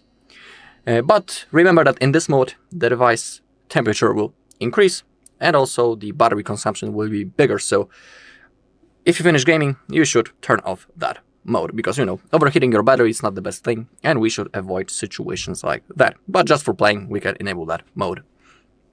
Okay, now if you have a lot of apps opened in the background, as you open up the recent apps, as you take a look, in my case, I have a lot of them. It's always good to manually close them up because thanks to that, we'll release some RAM of our device and the phone will work faster. Now, let's launch our game. I'll show you some graphic settings that you can select. Not each game allows you to do it. I have picked a game in which we can do it. It's the Asphalt Legends. So let's wait until it loads. I'll show you some graphic settings that you can select. Okay, click on agree. Okay, in your game, you'll have to find the settings. Okay, find the graphics. And if you have possibility to adjust something in here, always make sure that your frame rate is set on the maximum value. This game is, for example, locked only on 60 FPS, and it's impossible to go higher than that. And down below we have the advanced settings. And now, if you want to have the best performance all the time, you should select the low settings. If you want to have the best graphics, select the highest values. And if you want to have some decent graphics and also good FPS, you can shuffle those settings. You can set them, for example, on medium. You can keep some things on low, some things on high. You just need to try it for yourself to find a perfect preset and perfect settings. But when it comes to the frame rate, always pick the highest value. Also, on our Realme, we have the inbuilt game manager. Simply slide from the edge to the middle. Click on allow. And now we can enable it. Above, make sure that you're using the GT mode. That's the best performance. And down below, we have the touch response. We can keep it on ultra touch response. Maybe let me adjust the brightness a little bit because it seems too dark a little bit. Okay. Also, keep the screen refresh rate on high. Down below you have your own gaming preferences. As you take a look, we have a whole menu right in here. We have this chart. When we click on the display, we can select the refresh rate. Always keep it on high. In here we have the controls. We can select the sensitivity for the touch precision, also for swipe sensitivity. As we scroll down, again we have the touch response. When we go into the tools, we can lock the brightness right in here, for example. I always highly recommend to do it because during the game, when you have the adaptive brightness turned on, the phone can change the brightness without our permission and we can get distracted by it. So that is why I always lock the brightness on one level. We can also quickly take a screenshot, enable the mistouch prevention, and also enable the do not disturb mode, for example. Thanks to that, to DND, we can block the incoming calls and also block, click on allow, and also block the incoming notifications so we won't get distracted by notification on our screen. Also a pretty cool thing, worth enabling.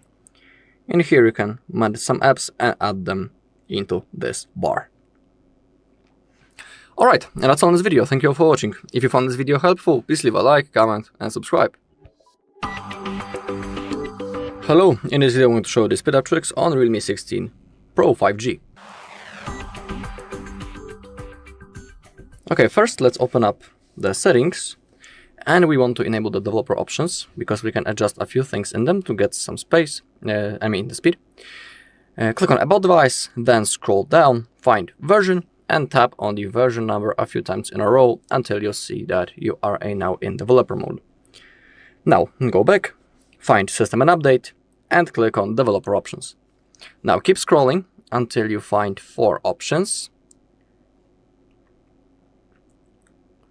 We have the first 3: window animation scale, transition animation scale, and the animated duration scale. As we take a look, all 3 of them are currently set on 1x, but to improve the speed and performance of our phone, we can completely turn off the animations or at least select them on 0.5. For me, the perfect balance between 1x and off is of course 0.5, so that's the value that I'm about to select for all 3 options. Okay, now we can scroll down a little bit more until we find apps and background process limit. Click on that, and we have at most 3 processes or at most 4. It's up to you which you'll select. I'll pick, for example, at most 4. That's also useful. So that's all in developer options. Now we can go back. We can also click on system and update, and it's always good to check, are we using the latest software version? Because sometimes that may be a problem why your device is running slowly, because you don't have the latest software. So it's good to select it right in here. In my case, I have the latest version, so I don't need to download anything. If you'll have possibility to download the update, you should do this ASAP. Now let's go into battery, and in here we have the GT mode. We can enable that. Now our phone will work in the fastest way, but you need to be aware that in this mode the battery consumption will be bigger, and also the device temperature will increase. So you shouldn't use this mode for a long time, because overheating your battery is not the best thing, and we should avoid situations like that. So personally, I'm using this mode only for gaming. So for now, I'm about to turn it off, but now you know how you can turn it on for yourself. Now let's go back into the apps, and we can click on app management, and simply in here, if you have some apps that you're not using, you can uninstall them to get some storage space. That also might be the problem why your device is running slowly, because you don't have enough storage space left, because simply your internal storage is stacked and there's no enough space. But remember that some of those apps on the list are the system apps, and uninstalling them is impossible. Sometimes it is, but you should avoid trying to do it, because something bad may happen. But if you have your apps that you have downloaded manually, or for example apps such as Instagram, I don't know, Netflix, etc., you can easily uninstall them. You can also do it from the level of your home screen. In here we can also clear some cache in certain apps. In my case, it will be available for the Chrome. We can click on storage usage, and in here we have the cache. Currently, in my case, I don't have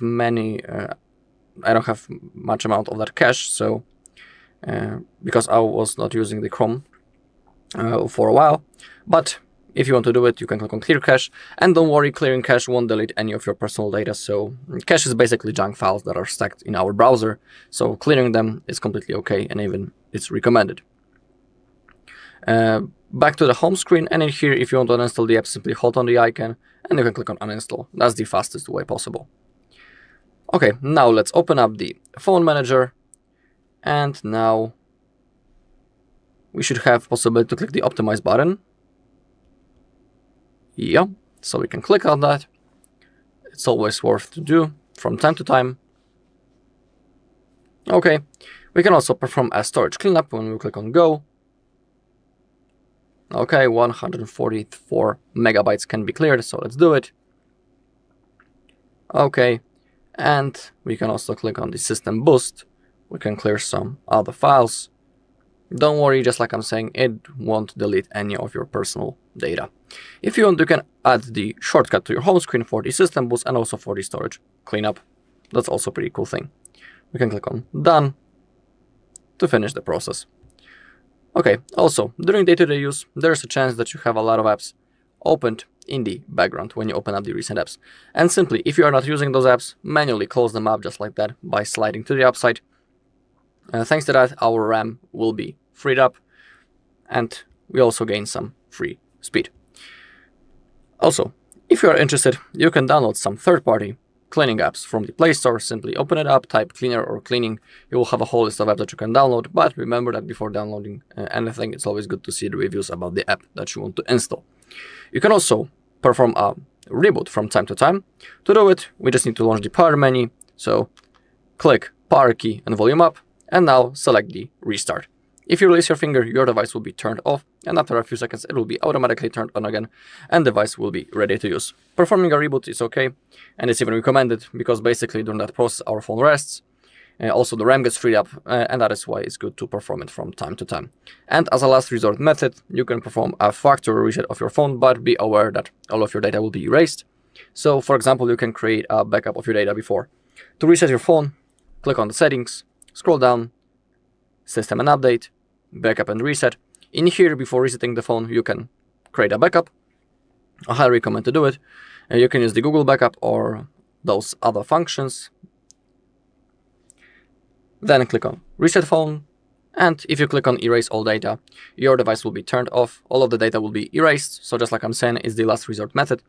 And after that, your device will be turned on again, and you'll have to go through the setup process. Alright, and that's all in this video. Thank you all for watching. If you found this video helpful, please leave a like, comment, and subscribe. Hello, in this video I'm going to show you the home screen tricks on Realme 16 Pro 5G. Alright, so to open up the customization menu, all we need to do is to hold on an empty space on our home screen, and down below we can see the things that we can add and change. We have the widgets, we can change the wallpaper and the style, change the layout, and we also have other home screen settings. Let's begin with the widgets. If you tap on that, click on agree and continue, and here you have a list of apps that you can add, actually from which you can create a widget. So let's add maybe a clock widget. Oh, I have tapped on the Chrome, my bad. And if you tap, you can see that we have a few styles of the widget. Also, their size is different. You can see it down below. And now let's add maybe this one. So to add it, hit the button, and it had appeared on our home screen. Of course, you can change its position anywhere that you want. Simply hold it. You can place it, for example, on that screen, on that one. It's up to you. I'll stick to that position, and now our home screen widget has been successfully added. Of course, you can add multiple widgets. Next here we have the wallpaper and the style. In here, you can match the lock screen with your wallpaper. You can add a new wallpaper if you click the plus button. In here we have some system wallpapers that we can select. And of course, if you want, you can add the photo from your gallery. Click on agree. And in here you'll be able to add the photo that you want. Unfortunately, I don't have any photos that I can pick, so I'll select the wallpaper from already existing ones. Now, if you want to add it, hit on apply. Next to it, we have the style. We can add the blur effect on our wallpaper. We can change the system colors. And here we have the featured ones. And we can also select the wallpaper colors. I'll stick to the default. Next to it, we have the icons. We can change their theme and also their size. We have a few modes available. If you click on more and then agree, you'll be able to apply new ones from this store.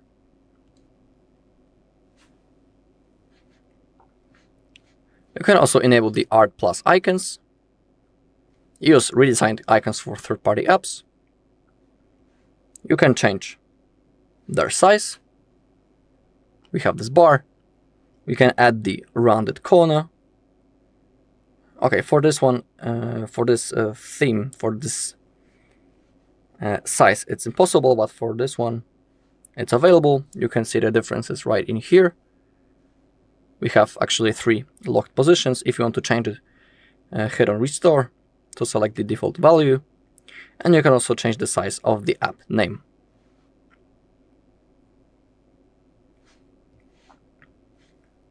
Then hit on Apply.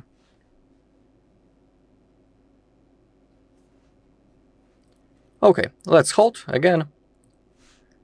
We can change the layout, 4 columns or 5. You can also hide the icon names, so your home screen will look more clear. Maybe let's add it for now, but I'll stick to the 4 columns. Now, This is how our home screen looks like, pretty clean. And next to it we have the home screen settings. We can select, do we want to have the home screen with the drawer or without it? If you're using the drawer, to launch it up, slide to the app side, and here we have our app drawer and all apps installed on our device.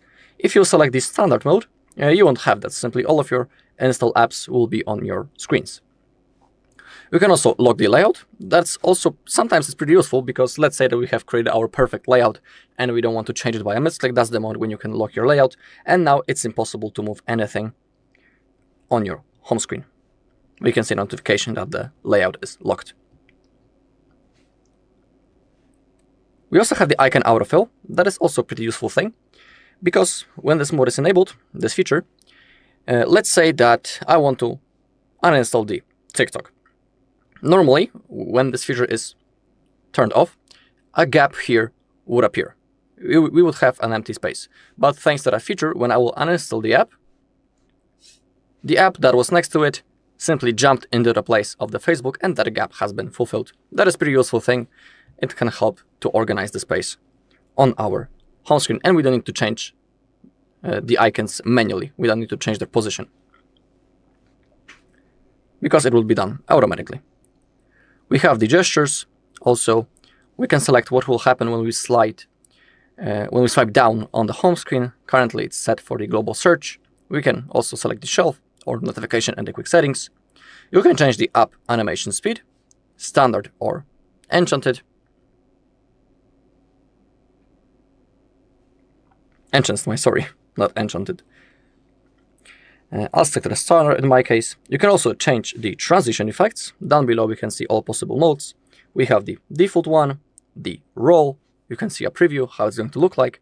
We have the cube, the flip, card, and also the tilt. It's up to you which mode you want to use. For now, I'll select the cube. Hit on apply if you want to apply the changes, and that's how it's going to look right now. Pretty cool thing. We also have the frosted glass effects that we can enable, so it will give us like a iPhone vibe. It's up to you, do you want to use it? For now, I can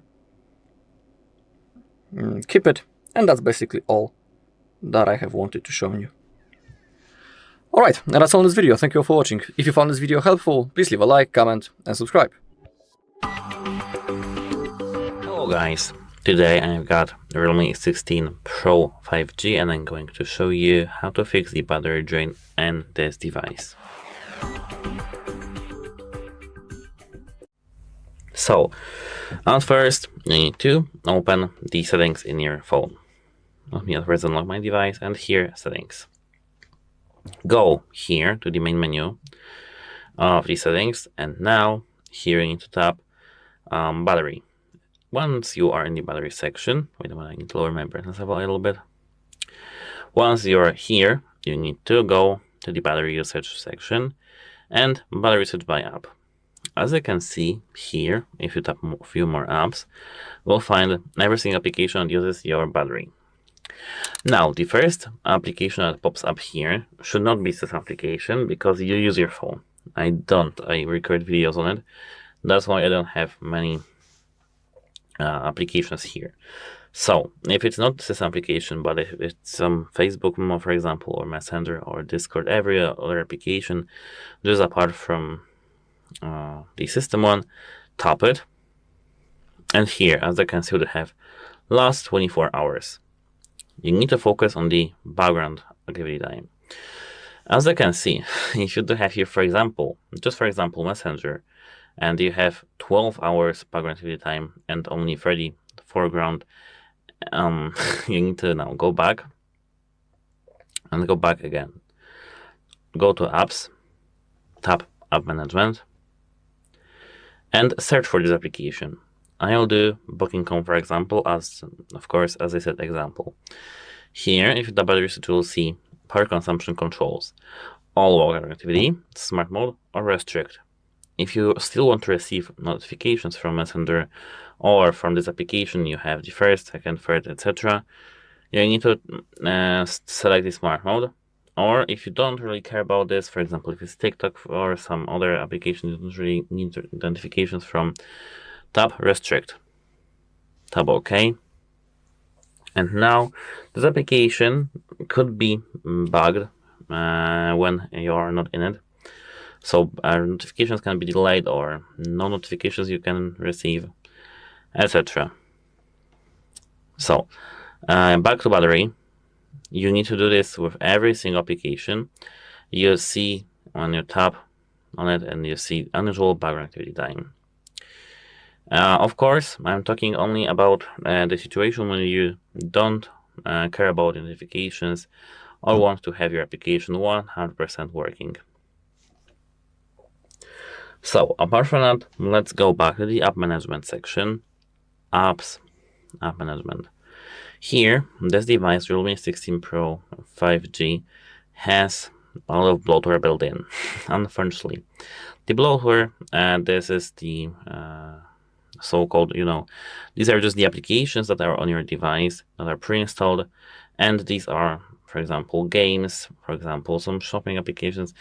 These are the applications that their companies pay the Realme to have them pre-installed on your device. For example, here they have AliExpress, Amazon Music, Amazon Shopping, Blockblast, Booking.com, what else? Instagram, LinkedIn, Netflix, Spotify, TikTok even we have here, Timo, YouTube Music, for example. So when you see the list of the applications, uninstall these applications that are built in bloatware and you don't use. For example, if you don't play Block Blast, just tap this application, tap on install button over here, and OK. And just do this with the selected applications that I've distinguished as bloatware, or you distinguish them as a bloatware. But remember, don't uninstall the system applications. And how to distinguish the system application? It has here either Android in the name, or you see that this is camera, and you don't have, if you tap on each application which is system, you don't have uninstall, you have only disable, turn off, force stop, or something like that. For example, here we have Facebook uninstall, but Files by Google we have disable or force stop. Now, after the process of installation, the bloatware, we can go to the Play Store. And I know that a moment ago I told you to uninstall things, and now we are gonna install one application, but trust me, this application is worth your time. Tap search and search again. Search for AQ battery and search. Here we have some other application that isn't the legit one, but here we have AQ battery from Digibytes. Tap here install button. Wait a few seconds and tap open. Now you can skip this whole tutorial. Here, as you can see, we have the calibration, so you need to wait a moment actually, because here our battery is need to be calibrated.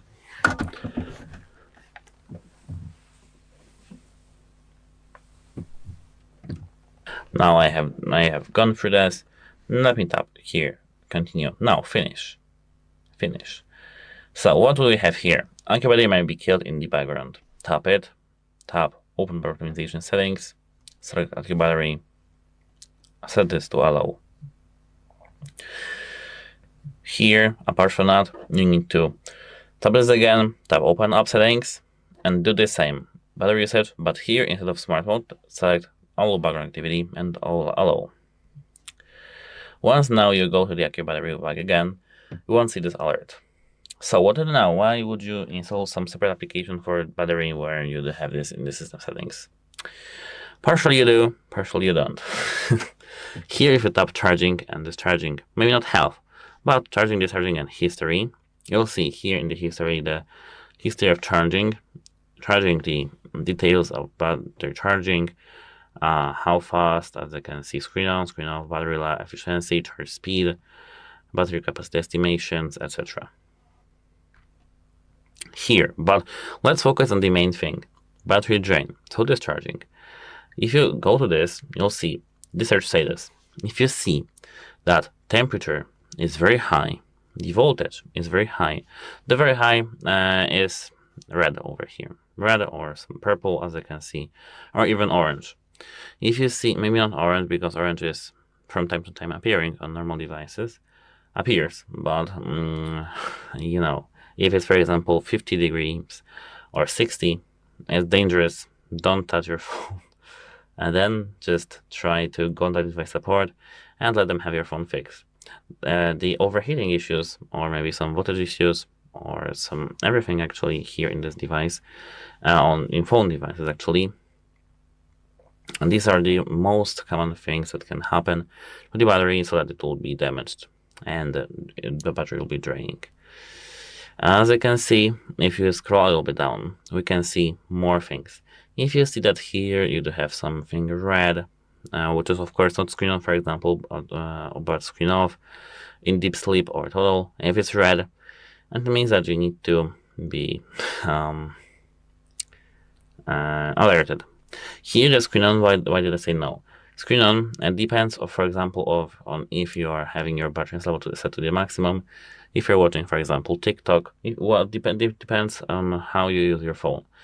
So the best way is to see these three sections. Here the same as in here, just detect all this section and search for the red things. Then you need to contact device support and have your battery fixed. Here we have history, and the history is actually for you, just for you to see how often do you charge your phone. So that's it for this application. You can leave it and set it, for example, use your phone as you have been using this till now for a week, and it will be good to go. You can scan for this information after a week. If nothing from this helps you, you need to hold the power and volume down. It won't be the volume down, it will be the volume up. And move this white circle to the restarted at the top. Now your phone will be restarted completely, and it can refresh all the battery actually settings, all the sensors. It just refreshes your phone, and this should help you. This will help you with the battery.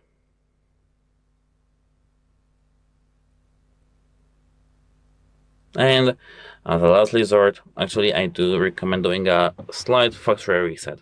But if you don't want to do a factory reset, don't do it. Just back up your data and go to the authorized service. There may be an error that you can't find, and also me. And that's it. Hope it helps you, and goodbye. Hello, in this video I'm going to show you the security tricks on Realme 16 Pro 5G. Alright, first let's set our screen lock. That's, the most important part. So let's open up the settings, now find security and privacy, scroll down a little bit and click on device unlock. Now hit this yellow button and we have three types of the password: numeric, alphanumeric or pattern. It's up to you which mode you want to use. I'll stick to the pattern. So of course you need to remember your password, because if you forget it, you'll be forced to reset your device through the recovery mode, and basically you'll lose all of your data. So create a pattern or another type of the password that you will remember. Now click on next. When it comes to the pattern, we need to connect at least 4 of those dots to create it. So create your pattern. If you want to try again, click on cancel. If you want to confirm, redraw the pattern. And now it has been successfully set. Now the phone tells us that we can also turn on the fingerprint unlock. That's also pretty useful. So let's click on enable, click on agree, and click on add now. Now the sensor is located right in here on the bottom edge of our phone, and we just need to place our finger on it. Now when you feel a vibration, you need to lift up your finger and then place it again.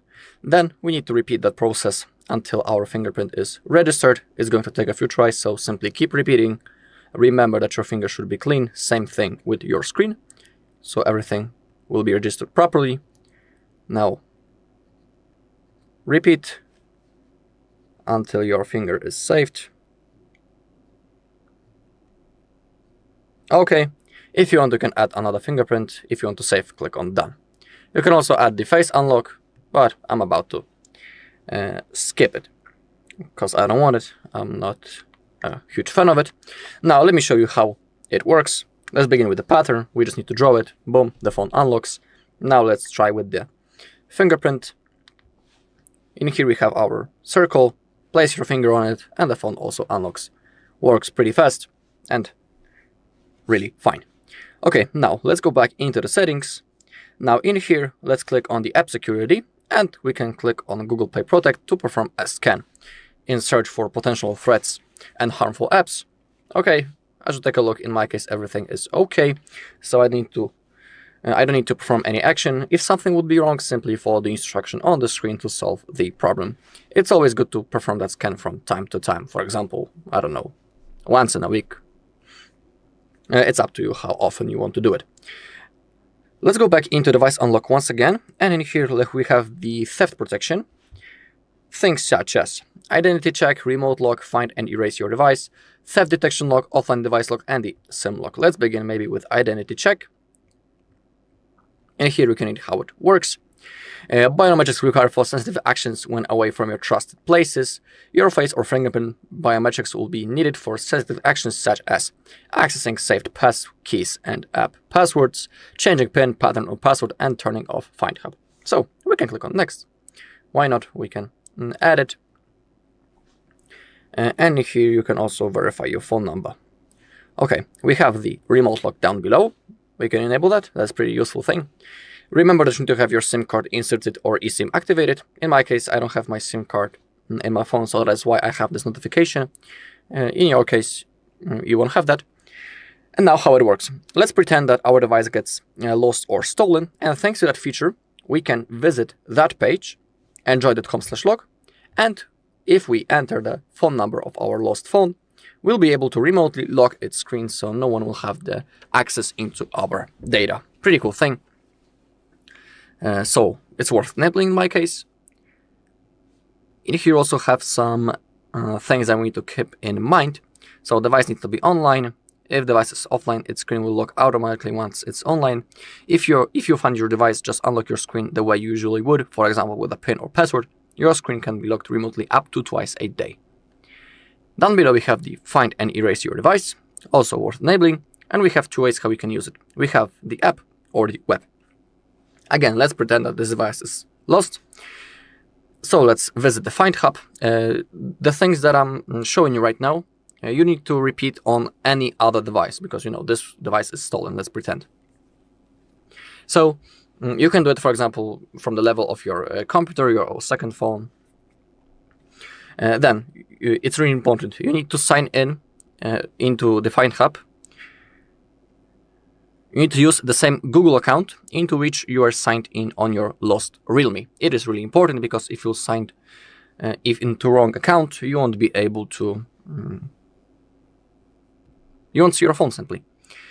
So now find your device. In my case, it's that one, and here you can remotely lock this phone.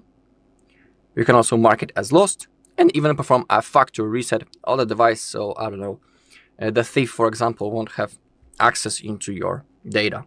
To perform a factory reset remotely, all you need to do is to type the password into your Google account. So that's also a pretty cool feature. Down below, we have theft detection lock, offline device lock, and the SIM lock. The theft detection lock works in that way that when someone takes our device then speeds away, the phone will detect that and it will automatically lock the screen. Pretty useful thing. You also have the offline device lock. The screen will lock shortly after your device goes offline to help protect your data. Also worth enabling. Click on OK. And we have the SIM lock. Your device will be locked if the linked SIM card is removed. We can also enable that. Alright, that's all when it comes to the device unlock. Now let's go into system and updates. And in here, let's click on security update. It's always good to have the latest version of the security update. You can also manually click on check for update. In my case, I'm using the latest version, so I don't need to download anything. But in your case, if you have possibility to download the update, you should do this ASAP. Same thing with Google Play System Update. We can also do it. We can check And in my case, I have possibility to install the update. I won't do it right now because I want to show some other things, but if you have that, you should also do this as soon as possible. And down below we have possibility to create a backup of the data. That's one of my favorite things. But first, we have the backup details. We need to make sure that everything is enabled. As you can see, all device data is, but we need to turn on the photos and videos. Simply enable that. Click on Let's Go. You don't need to allow for notifications. Now, everything is enabled. If you click on Other Device Data, in here you can see your Google account that you are currently signed into, and on that account, our backup will be saved and stored because it will be stored in the cloud of our Google account. So you cannot forget your Google account, because if you want to restart the backup later in the future, you'll need to be signed into the exact same Google account. You also need to make sure that you have some free storage space. If you don't have enough, click on Clean Up Space or Get Storage. And in here, we'll be able to see the backup details after the backup. Currently, it says no data backuped. So let's create it. Now, hit this big green button. Confirm with your screen lock. The process will begin. First, it needs to load.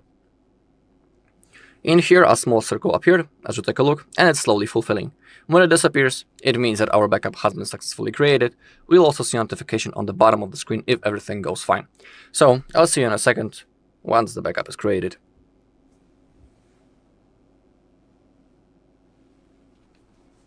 Okay, the backup has been created. We can see it on the other device data that it has been created 0 minutes ago. Alright. That's all when it comes to the settings. Now let's open up the phone manager and we can perform a virus scan. It's always worth doing from time to time. Okay, nothing has been found, so it's good to see. Let's scroll down. We have the tools, click on more. And in here we have the app lock, we can hide our apps, and we have the private save. Let's begin with the app lock. Click on Got it. Enable it. Now we need to set the privacy password, so click on the settings. Currently, we need to enter the 6-digit password, but we can use a different type. In here you can see all possible modes. I'll stick to 4 digits maybe. For this video, I'm about to create a really easy password. Then click on Use. Retype it to confirm. And now we need to set the recovery email, add the linked account, or set the security question. I'll pick the security question. In here you can see all basic questions, or you can set a custom one. And then you need to enter the answer. Click on Done. And now we have a list of apps that we can lock. So let's say that I want to lock my YouTube. Then click on Use. It also asks us, do you want to use the fingerprint as an unlock method? Let's click on Use. And now, if someone will want to open up our YouTube without our permission, he'll have to type the password or verify with the fingerprint. And that's the only way to open this app. So that's also a pretty cool thing. Now, let's go with hiding the apps. Enter the privacy password that you have set. Click on Get Started. Now, select the access methods. We can use the access code or the home screen folder. Or maybe we can even select both of them. Yeah, we can. But in my case, I want to use the access code. Then click on the settings and we need to set the access code. It needs to begin with the hashtag and contain 1 to 16 digits in between. So again, I'll type really easy code. To save it, click on Done. And now let's add some apps. Let's try to hide maybe the Chrome, which is right in here. So let's go with hiding the apps. Again, I need to verify. Okay, click on the Chrome, click hide home screen icon, click on Done. It's now under the hidden. It disappeared, as you can see. It also disappeared from the app drawer. And now let's try to get access to it. So we need to open up the phone app and then the keyboard, type the code that you have set.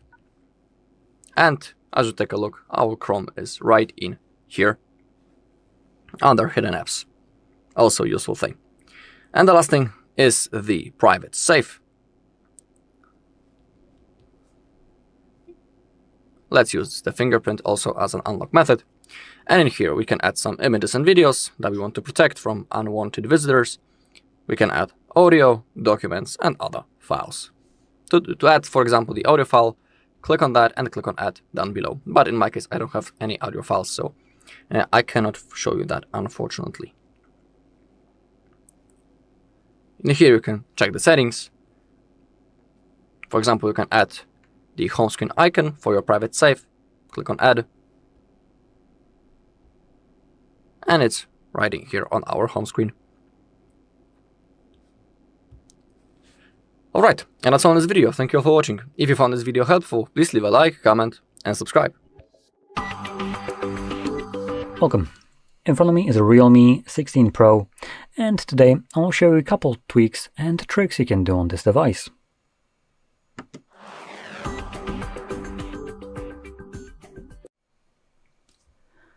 So, we're going to get started by opening up our settings and beginning with home screen, lock screen, and style. Now, I will start off with pretty simple ones and move on to a bit more fun ones. So right here, first thing, this is the section where you can just kind of customize the look and feel of your device. It includes already pre-made themes. So there's one that I actually really like, which is the last one right here. So it just kind of gives you a font for your clock, wallpaper, and so on. And when you select apply, we should be able... No, not now. Don't turn on. It also includes the always on display if you want to use that. So actually, we do want to click on it.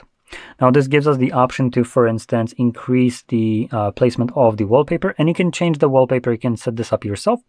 And I wanted to do that because you can see right here this neat feature where the clock and the wallpaper is being cut out in a smart way to kind of interact with the clock. Now if obviously the wallpaper, whatever you're using, this kind of object that is supposedly the main focal point of the wallpaper, exceeds the specific threshold that covers the clock, it automatically gets moved to the background. Otherwise, it can interact with it like so, where it's partially in the foreground. You can still tell the time, and it has this neat effect.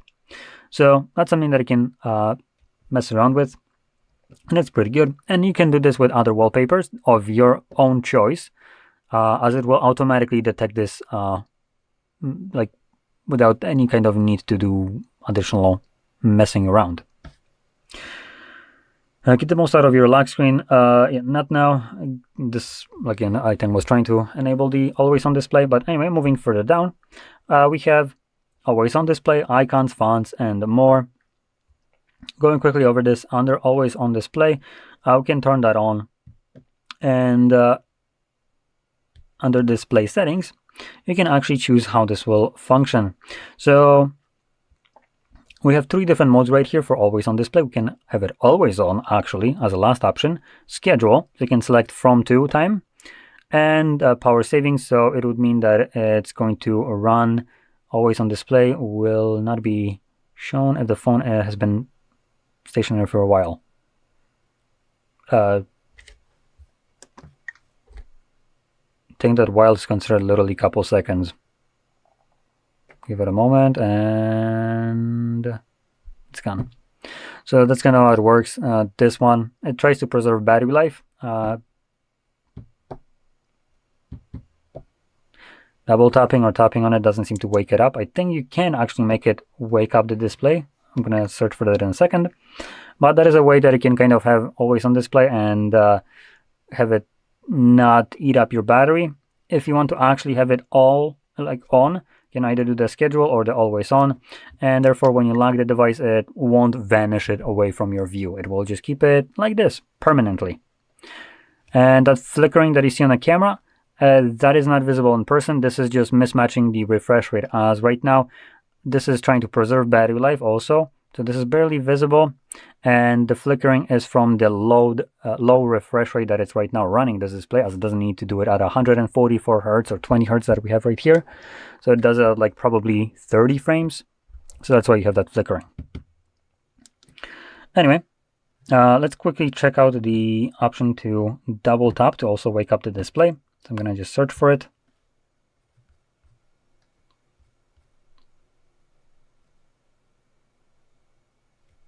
There we go. So we can go find this, double tap to turn screen on or off, and this would basically allow you to wake it up, kind of go into and out of it. Anyway, going back to that section, we also had some other things. So just kind of briefly going over it, we have fonts and icons. If you download more, they will be visible in here, and you can choose from them. Now, icons do have different kind of options in here that you can mess around with, depending on what kind of icon packs you have. So if you quickly take a look, right here we have the auto dark icons, art plus icons. If I change it, you can see those options just vanished and got substituted with other things like colors and sizes and so on. So depending on which one you choose, you will have different options for them. And it's just a generally nice place for you to customize the look of your device. Under more, you have just the accent colors, fingerprint animation, and edge lighting. Colors would refer to these kind of colors that we have right here and in the settings. I generally like to keep them as it is, as the normal option right here. The first one is the one that gives you the variety of colors. If you choose any other ones, it usually locks them all down to the same one. You can see, oh, there we go even. So these all are now green, opposed to how they used to be different colors. So you can use that if you want. And additionally in there, you also have the option to set it up based on the wallpaper. So if you have some kind of wallpaper that has all kind of different colors, those colors will be picked from that wallpaper and used as colors throughout in here or everywhere else. Again, same thing. These all will become the same color. So I don't like it. Now, one more thing that I want to talk about in here with the fingerprint animation. You can see we have ample amounts of fingerprint animation. You can choose whichever one you want. I do want to talk about the none option. If you're cheeky, you're probably thinking, I'm going to set none to not have this bright ass light blinding me at night. That's not going to work, as it's just going to remove the animation, but the brightness from it's still going to stay. This is how the fingerprint sensor sees your finger, so it can't get rid of a light. Without light, the fingerprint sensor won't be able to unlock the device, basically using your fingerprint. If you're thinking about other devices that can do this, like Samsung are able to do it without light because they're using a sound waves. So it's an ultrasonic, basically it detects it like a sonar almost. So that way it doesn't need light. But these devices use a cheaper method with light, so you can't really get rid of it. Anyway, let's move on. And now we can move on to the display and brightness right here as the next option. And we can switch between light and dark mode depending on which one you prefer, with the option to have it switch automatically on a schedule, either custom sunset to sunrise or the other one where you can select the actual time. And scrolling further down, we have screen color mode. So in here you can choose the saturation of your display. If you find it that it's a little bit too saturated, you can change it, though right here it actually doesn't look that bad. It's a little bit bluish, more on the blue side, but other than that the colors don't seem to be super overdone like most devices do. But in any case, you can choose whichever one you want. This is all up to preference. And below that we have the temperature to the screen. Similar to how vivid mode has this blue tone all throughout the whites, and natural has a little bit more warm. This basically does the same thing, where it just kind of permanently adds a specific tint of a color to the entire display. I'm going to keep it at default. And that option that I just showed you will be impacted by the other option, which is adaptive tones. If you enable adaptive tones, it will try to match the color of the display, I would say unsuccessfully, to the environment that you're in. Now, right now this became super warm. I'm not sure why. Do have all kinds of lights. I have like cool one, warm one, and mixture, like a lot of light, they'll still have shadows, so apparently not enough. But anyway, this device is picking a lot of warmth for some reason, so that's why the display kind of became a bit more yellowish. Now, when this is enabled, the other mode right here, as you can see, becomes completely unavailable. You can no longer change it in any kind of way, as this mode basically uses the camera to try to adjust it automatically. Now, further down, we have screen refresh rate, which I'm going to just briefly talk about, which you might be interested in. So we have high, standard, and auto select. High and auto select are basically the same thing. It's a maximum refresh rate of 144, or the auto select being up to basically 144. These both do basically the same thing, meaning that one of these options is just kind of useless. Now, the standard one will be the go-to option for people that don't see a difference between either one of these two and standard. Now, if you don't know what this is, to explain it probably in a way that you might understand, if you've ever seen stock motion photos, these kind of like big wheel with, let's just say that it has like 20 different photos. You spin it around, and because these photos were taken one after another, the images that they show basically start to look like they're becoming animated. Now, very choppy, as there's only 20 of them, so you can only do so much. But this is basically what that would be. But instead of having only 20, 60 gives you, well, 3 times more of those images shown per second, meaning that whatever you'd be looking at becomes more fluid. And same thing goes with the auto select and high. These push it even further, up to 144 frames per second, giving you, again, over double of what we have on standard. Now, there's a point, some people don't really see this difference. So when you have the 144, when you're moving it up and down, like so, and if you switch it to 60 and you don't really see much of a difference between these two options, you could stick with the 60. This will give you better battery life. And if you can't see a difference, it's basically at no cost you have better battery life. Now, if you do see the difference, it will be up to your preference. I do like the smooth refresh rate, so I'm going to be selecting this option as I do see it. But if you don't, by all means, stick with the standard. This will get you longer battery life. And let's move on. Now, there should be option for us to turn on side panel. Actually, no, it's already enabled. So we can see it right here. It's barely visible. You can swipe up on it, and it gets you access to a bunch of applications, which you can click on edit to add more of them. And you can add a lot of applications. This list becomes scrollable if you exceed the visible kind of limit. There we go. Let's just click on done, and you can see this is now a scrollable list. And here we have some options that you might not be interested in, like screenshots or screen recorder and a file doc. But other applications that are in here, you can utilize them, and you can basically click on them to open them up in this pop-up view. So from here, I can just use application on top of a settings app. Both of them are working just fine at the same time, and I can minimize it, as you can see, to get rid of it if I want to, I don't know, do something else and not have this get in my way, and tap on it whenever I want it to be visible. On top of that, I can make it go full screen. And let's see if I can actually do one more thing.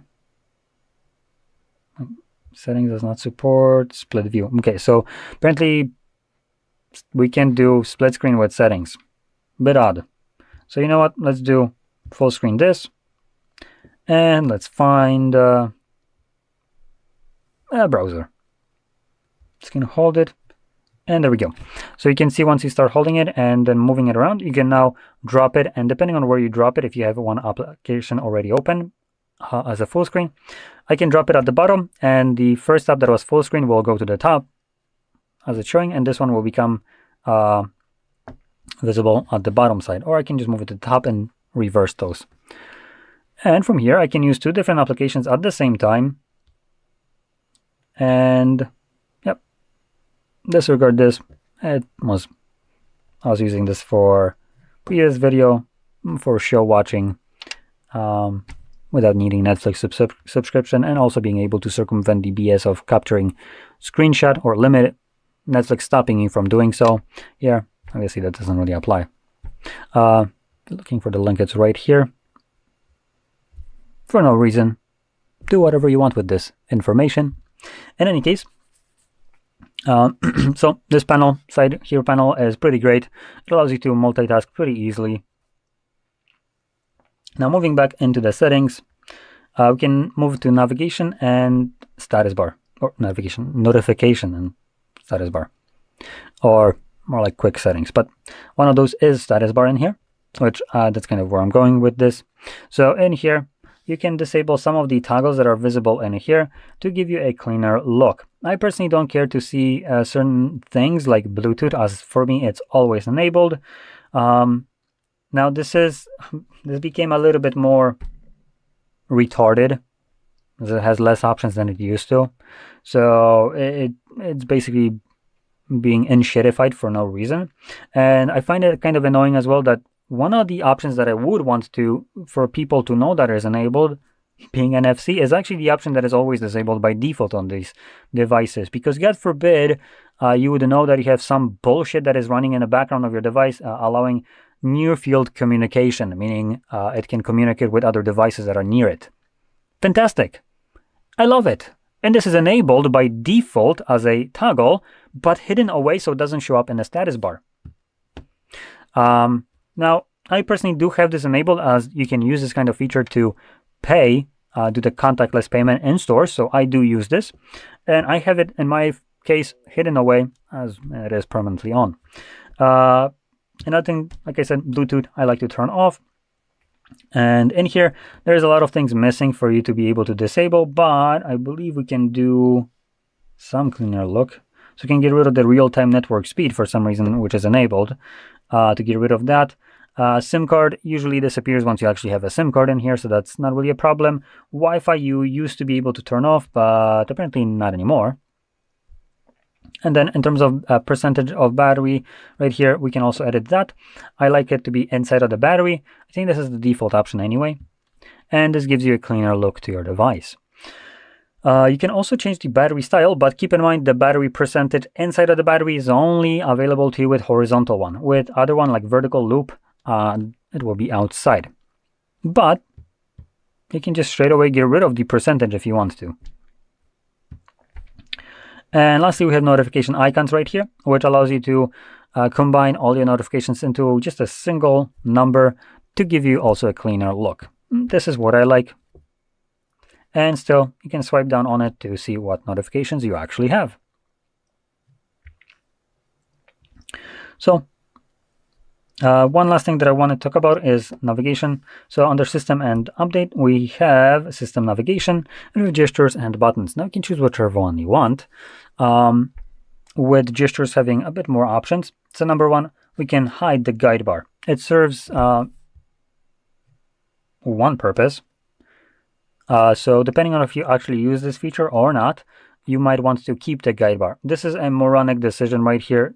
Some manufacturer, like one manufacturer, has managed to figure out that, holy shit, you could possibly have a memory that is better than a goldfish. And remember that even though this button is hidden away, the circle to search would be right in this location. Just like I remember, or all of us remember, that we can swipe up from the bottom to go home. Crazy fucking idea right here. So anyway, I just find this annoying because typically you have to have this visible to use a pretty good feature. Just didn't launch right now. Hello? For God's sakes, can you launch? Hello? Did I turn it off by mistake? Okay, oh. So when I hit it away, it doesn't re-enable circle to search. That's basically what happened. So now when I hold it, there we go, it launches it. Now quickly going over this, it's a very poorly named option as it's named circle to search, but you don't actually circle to start searching. You hold the guide bar at the bottom or the home button, if you use buttons, to start the search. Which the naming is absolutely moronic. And once it's open, I don't need to circle to search. I can click. I can drag. Or I can circle like it mentions. And depending on what you have visible on your screen, it is content aware. So if it's text, even though typically you wouldn't be able to select it, with this you can actually select it. The text, that there is some kind of text, and allows you to select it and copy it, paste it, translate it, whatever you want. It's pretty great. You can also do this kind of thing while using a camera, which I'm going to show in a moment. Additionally, if you have some kind of picture or anything on the screen visible that you want to find out what it is, so let's see, maybe I want to grab my phone. There we go. So you can do this, and this will kind of go both ways. You can have this capture a photo of this, or while camera sees the object, you can hold obviously the bar right here. There we go. And it freezes the screen, and from here I can just click on this, and you can see it finds the device. So here that's a Samsung S25, and it is the S25, not the Plus one, which found it pretty good. Now it also shows you other things like the Ultra ones or whatever, but for purposes that you are looking at something that you don't know what it is, point a camera, you're good to go. It finds it. So that's one use case scenario. Now another one would be, if I can find, I should have somewhere, give me a second. For God's sakes, where is like a piece of paper with unknown text? Here maybe? Nope, that's not it. Found it. There we go. So you can see right here we have a bunch of different text, not all being in English. So let's go back to our camera.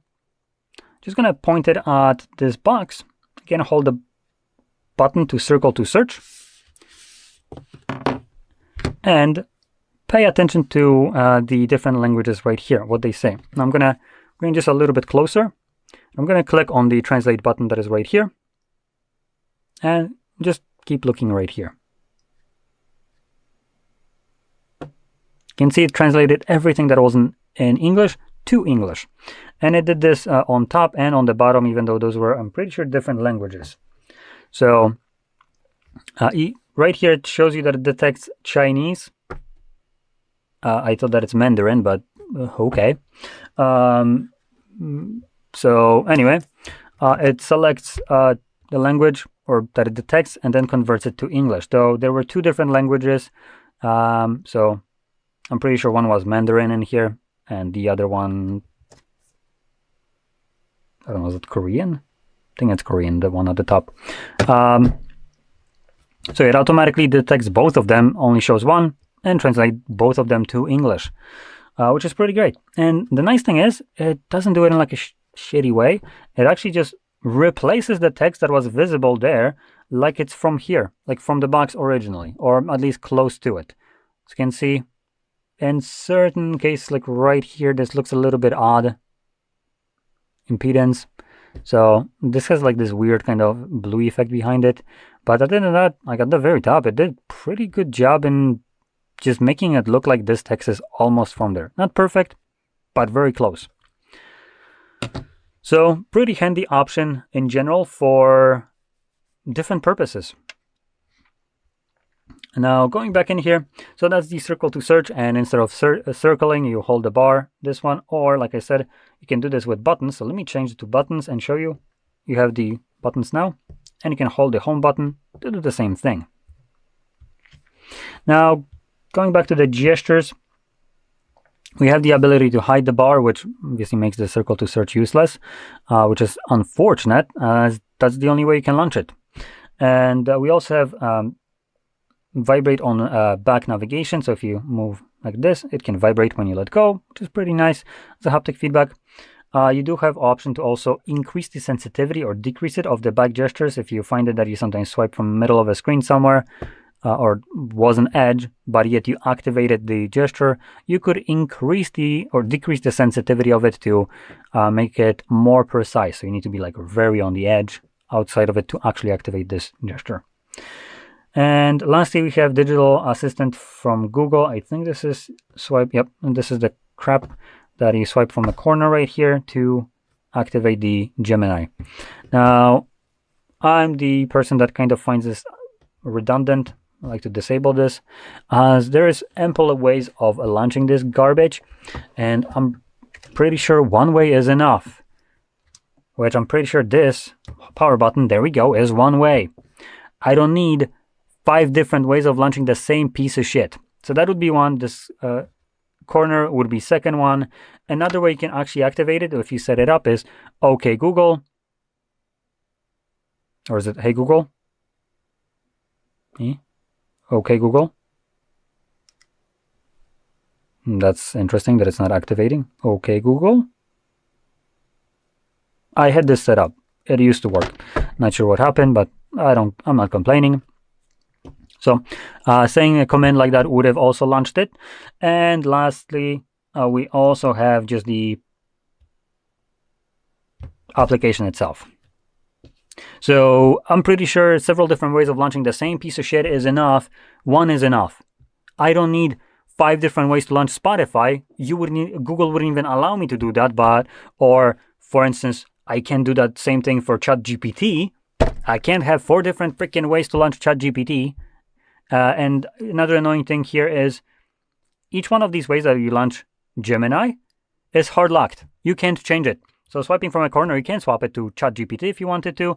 The voice command, again, locked to only Google. Power button, only locked to Google. You can change it to bring you back the power menu instead. But again, it's just locked to a single thing. It seems a little bit monopolistic, but who am I to speak?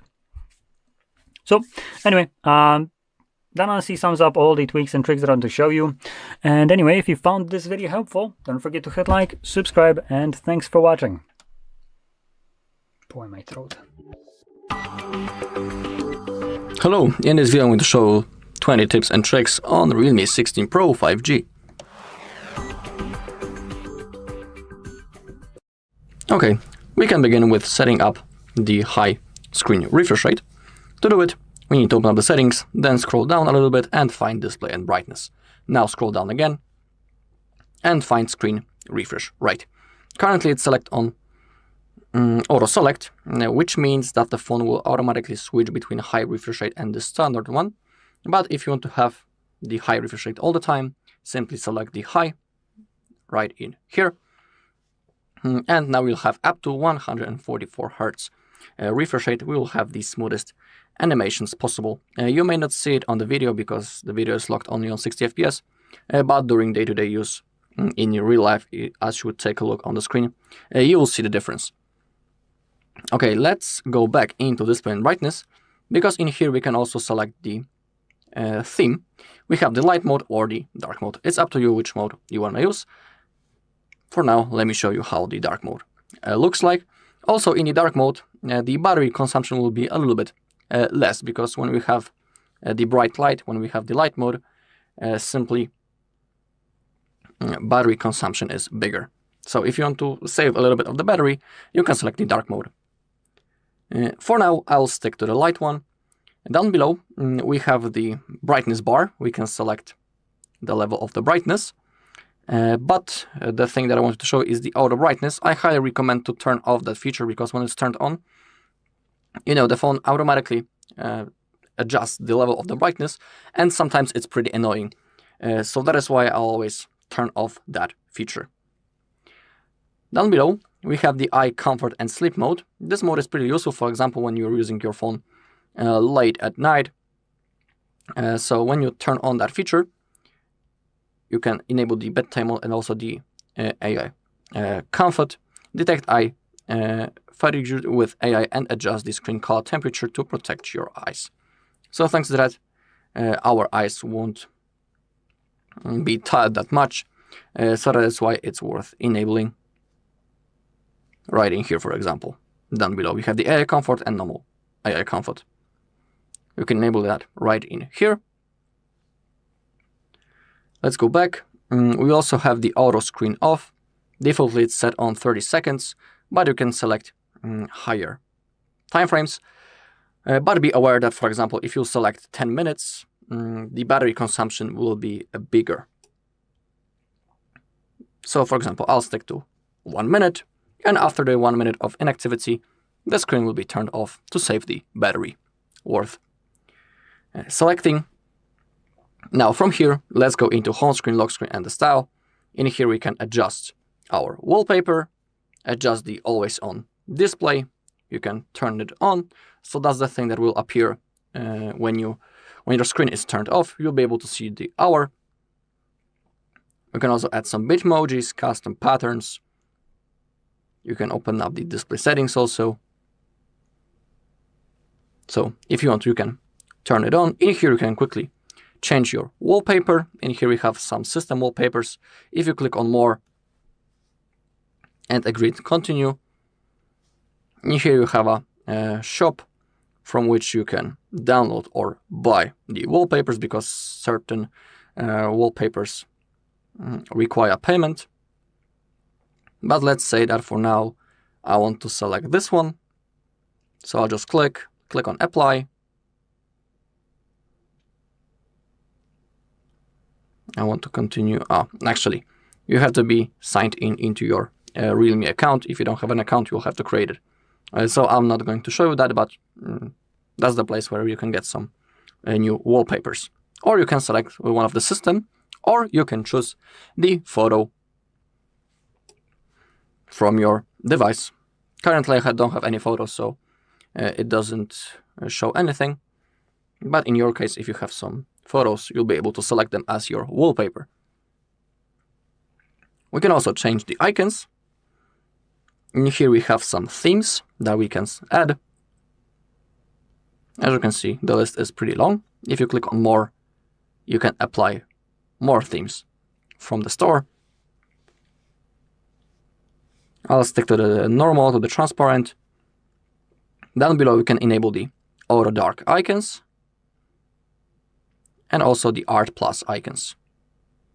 Use redesigned icons for third-party apps. In here you can also change the size of your icons on the home screen. I'll stick to the half of the bar. You can select the rounded corner. We have 3 positions. And we can also change the size of the app name. If you want to save the changes, simply hit on apply. You can also adjust your font. Right in here we have a list. If you click on more, of course you can get more fonts. You have a list right in here. I'll stick to the default one. And down below we have the font size, of course, and the font weight that we can adjust. Okay, down below we have the home screen settings. We can select, do we want to have the home screen with the app drawer or the standard one. The app drawer works in that way that if you slide like that, you will have a list of all apps that are installed on your device. If you use the standard mode, you won't have that. All of the icons will be stored on your screens. You can also select the default view, all or categories, and that's for the app drawer. You can select the drawer layout, 4 columns or 5. If you select on standards, you can only turn on the trends or turn them off. It's up to you. I'll stick to the drawer. We can also lock our layouts, so moving your icons on the screen will be impossible. Sometimes it's good because let's say that we have created our perfect layout and we don't want to change it by a misclick. That's the mode when you can lock it. We also have the icon autofill. I'll always turn that on because thanks to that feature, when I will uninstall one of the apps, let me show you that. For example, maybe the Temu. One of the apps, I think that will be the Spotify, will jump into the place of the Temu app to fulfill that gap that would have been created. So now when I uninstall it, you can see that the icons moved a little bit to fulfill that gap. Pretty useful thing, and it helps with organizing the screen. Okay. As we hold on an empty space on our home screen, we can add some widgets. Also pretty useful thing. Click on agree and continue. And in here you have a whole list of apps. So let's say I will add the clock widget maybe. In here we have a few styles. As you take a look, under each widget you can see the size of it. I'll select that one, click on add, and it has appeared on our home screen as you take a look. Also, we can select the layout, 4 columns or 5. You can also hide the icon names, so your screen will look more clear. If you want to apply the changes, hit on apply on the top right corner. But as we go into home screen settings, there is also one thing that I wanted to show you, and it's the transition effects. Down below we have all transition effects. That's the default one. We also have roll. You have a preview, how it's going to look like. We have the cube, the flip, the card, and also the tilt. I'll select the cube for now, click on apply, and as you can see now we have the cube transition effect. Okay, now let's add the screen lock. For our phone, to do it, find security and privacy, and find device unlock, and click on set. We have the numeric password, alphanumeric, or pattern. It's up to you which mode you want to use. I'll select the pattern. Of course, you cannot forget your screen lock because you'll be forced to reset your device through the recovery mode, and you will lose all of your data. We don't want that, so create a pattern that you remember. Okay, now we have those 9 dots on the screen, and to create a pattern we need to connect at least 4 of them. So create your pattern. If you want to try again, click on cancel, but if you want to confirm, redraw your pattern. Okay, now the phone tells us that we can also enable the fingerprint unlock. Pretty useful thing, so let's do it. We can click on enable, click on agree, click on add now, and now in here we have that circle, that's our scanner. So now we just need to place our finger on it. When you feel a vibration, you need to lift up your finger and then place it again. And we need to repeat that process until we fulfill that sensor in the center of the screen. Remember that your finger should be clean, same thing with the screen, so everything will be registered properly. Sometimes you can try to place your finger from different angles, just like that. Keep repeating until it's saved. Okay, you can add another fingerprint if you're interested. I'll just click on done, and you can also add the face unlock if you are interested. When it comes to the other security features, let me show you the theft protection. And now go into find and erase your device. Make sure this feature is enabled. And now, thanks to the Find Hub, we'll be able to locate our lost or stolen device. We have two ways how we can use the Find Hub, the app or the web. Let's use the web for now. To do it, you need to be signed into the Google account. And of course, the things that I'm showing you currently for the Find Hub, you'll have to repeat on any other device, because let's pretend that this device is lost for now or stolen. So now on any other device, it can be even the PC or laptop, you just need to sign into the exact same Google account into which you were logged in on your Realme. Then visit the Find Hub, and you'll be able to locate your device. The Realme is the RMX. You can mark it as lost. You can perform a factory reset of it by simply typing the password to your Google account. So, for example, the thief won't have access into your data. So the Find Hub is really useful feature. You can also play the sound to find your device. We also have the remote lock. We can enable that.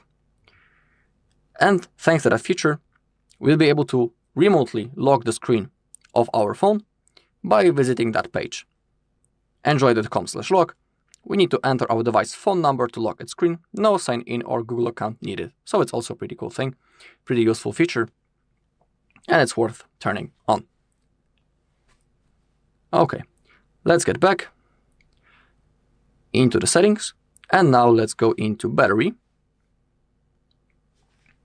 And we have the GT mode. Thanks to that, we will have the best performance of our phone, the highest frame rate and high resolution.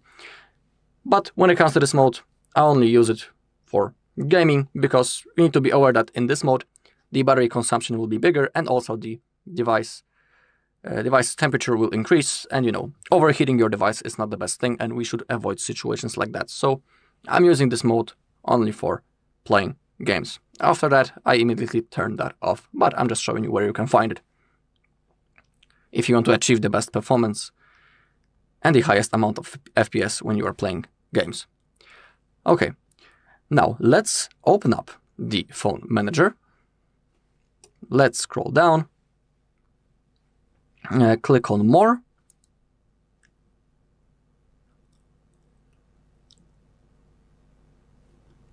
Okay, and under privacy we have 3 cool things: the app lock, hide apps, and the private save. Let's begin with the app lock. That's an extra security feature. Click on Got It, enable that right in here. But first you need to set a privacy password, so click on Settings. You can enter the 6-digit PIN or use a different password type. It is up to you. I'll select 4 digits. For this video, I'm about to create a really easy password. I want to use it. Now I need to confirm by typing it again. You can also add the recovery mail, the linked account, or the security question. I want to exit the setup. Now enable the app lock. Oh, I have set it. Okay, actually, my bad. It is necessary to do it. So I'll add the question. You can select the question from that list or add a custom one. And I'll just stick to that one and I will type some random letters just for now. Okay, now it's enabled. In here we have a list of apps that we can lock. So let's say I want to lock my Instagram. And now the only way to open the Instagram is by typing the password. As you can see, the app is locked. Is by typing the password or by using the fingerprint. And that's the only way to turn on to launch the Instagram. Pretty useful feature. We can also hide our apps. Type your security password, click on Get Started, and we have 2 access methods: home screen folder or the access code. It's up to you. If you select the access code, you need to set it. In here we have an example. Your access code must start and end with hashtag and contain 1 to 16 digits in between. So let's say I'll type something like that. Boom. If you want to save it, click on Done. And now we need to add apps that we want to hide. So maybe this time, actually, let's go again with Instagram. Click on Completely Hide or Hide Home Screen icon. If you select the Completely Hide, this app will no longer appear on the home screen, in notifications, or in search results. It will also appear as not installed in the app market. Okay, so for now, let's select it. Click on Done. As you can see, the Instagram was right in here. It disappeared. And now we need to enter the hidden folder to get access to it. So let's use the code. We need to click on the keyboard, type the code that you have set, and in here we have our Instagram. So that's how you can use it. And we also have the private save next to it. And in here we can add some images and videos, audio files, documents, and other files that we want to protect. If you open up the settings, you can of course change the privacy password. You can change it right in here, add the fingerprint unlock, and also add the face unlock. If you want to turn off your password, you can do it right in here. Okay, so that's how it works. For now, I will turn it off. Hidden, do not hide, okay. And next thing is the AI. So let's go back, the settings and AI. We have the AI Translate, AI Camera, and AI Smart Loop. Let's begin with the AI Translate. In here you can select the voice speed. You can select the male or female. You can also download offline packs of languages. And to use that feature, we have the app that it's under Tools, and we have the AI translate. So now you just need to enter the text that you want to translate. Let's say that I want to translate from English to simplified Chinese, okay?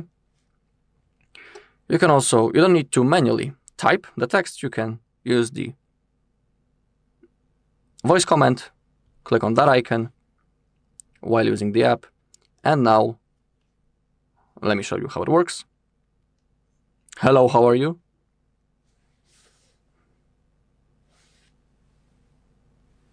Okay, and now I can play the sound.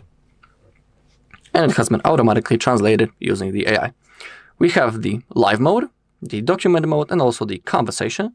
The conversation is the best, for example, when you are in a foreign country and you want to speak to someone. Click on allow, and now select your language.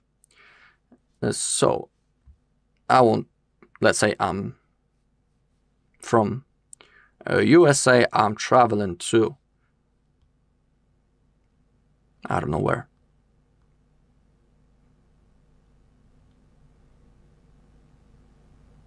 All right, anything. Spanish, Spain, okay. Click on done. And now we just need to tap to speak. Hello, how are you? Do you know how can I get to the nearest gas station?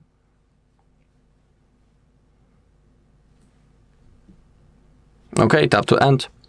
And now, if you click that button. Hola, ¿qué tal? ¿Sabes cómo puedo llegar al más cercano, gasolinera? The text has been translated. And that's the thing that is best for communication. Hit that icon. And in here, we have our language. In here, we have the Spanish. So when you will say something, it will be translated right in here. It's upside down, I know, because it works in that way that I'm talking to that speaker. The second person is talking to that speaker. And everything is being translated, so it's the easiest way of communicating. If he will say something in Spanish, it will be translated into English. So that's really cool. A way of communicating, and AI Translate is absolutely cool thing. We also have the AI camera. I need to find it first. AI camera. In here we have a preview what this provides us. So we have the AI framing master. Intelligently recognizes shooting scenarios, recommends compositions, and automatically switches focal lengths to achieve professional level framing and capture beautiful moments. We have the AI landscape mode, offers professional level compositions and corrections by removing haze from landscapes. And we have the AI telescope zoom, breaks through distance limitations to enhance image clarity, sharpness, and detail. Let me launch that camera app for now. And in here, when we are in the normal photo mode, we have those stars icon, that's the AI. We should have the information, what this provides us, but currently I cannot find it. In here we have the AI snap mode. As we go to the left side, we have the AI landscape. In here we have the information button, the vision engine, capture, crisp landscape photos with ease by removing haze and fog with AI for natural, urban, cultural, and other landscape scenes. And we have the perfect photo composition, improve your photo with horizontal, vertical perspective, or other angles in landscape scenes using professional composition guidance provided by AI. So that's how you can use this mode. I highly recommend to try it on your own.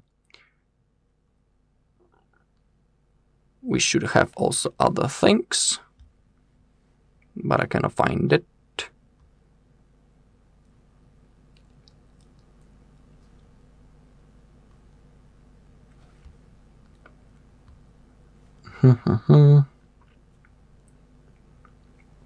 Okay, explore AI framing master. That's this icon. Click on agree and continue. And here we also have a tutorial and a preview what we can do thanks to that mode. We also have that big zoom, and I can show you that The biggest zoom is 30x. Also an icon appeared right in here, but it's the AI telescope zoom. Currently it says that it's turned off, and I really would like to turn it on.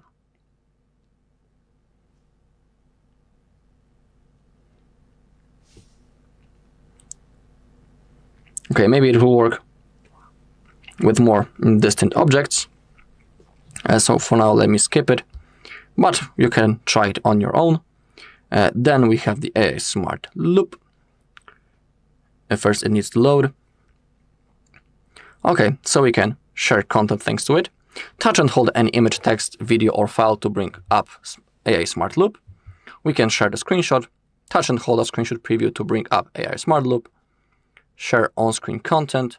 Touch and hold the screen to bring up AI Scene Recognition. Select content, then touch and hold the selected content to bring up AI Smart Loop. We can also spin our loop, select content and drag it to the edge of AI Smart Loop to spin the loop. And we have the quick function in apps. We need to turn it on. Okay, we can also manage the apps. We can add the apps into our Smart Loop. But in here we also have the AI apps. I mean, the AI will automatically select the apps for the Smart Loop. So now let's try how it works. So maybe let's try with the screenshot. We need to quickly, I know it. Let's create a screenshot quickly. We need to grab it using our finger.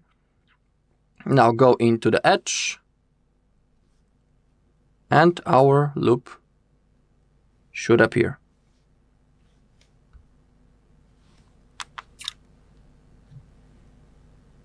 Okay, here it is.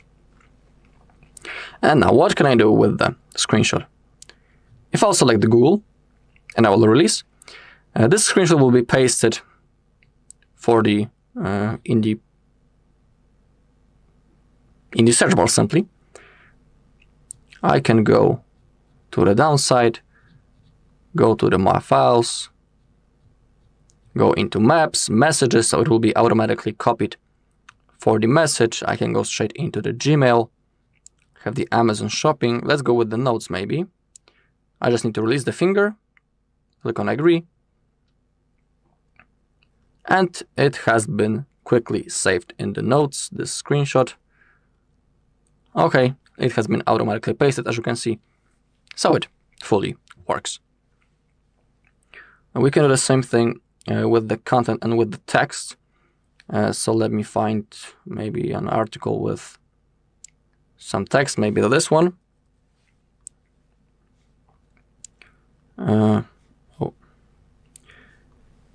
So now I just need to select the text, just like that. Now I need to grab it, and the AI loop appeared. So now let's say that I will copy this into Gemini, maybe. Okay, and the text has been automatically copied, so now I can ask the AI about this text that I have just copied. Of course, that's not the only thing that we can do using the Smart Loop, but in here you have a quick preview on how you can grab this, the text, how you can spin the loop. It is really easy, and I'm sure that you will manage to control it. When it comes to the other AI features, we have cool AI in the notes. So let's add it. Let's open it up. In here we have the icon on the downside of the screen. And we can format the text, clean it up, polish it. We can use the continue writing feature. We can elaborate the text. We can shorten it, make it more formal or casual. Actually, let's use the AI to create a new note.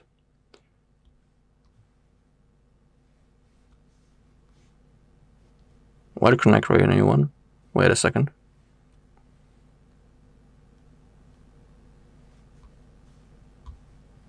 Okay, now let's use the AI. And if I would have some text, I would be able to use it. Maybe let's generate some text using the AI, maybe the Gemini. Click on Got It. Generate an article about history of a car. The evolution of the automobile. The history of the car is a journey from steam. Okay, let's wait until it's generated. Okay. Now I would like to copy that.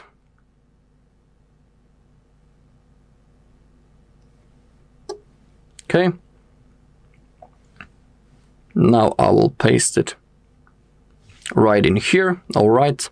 And now let's do some things using the AI. So now let's make it more formal, for example.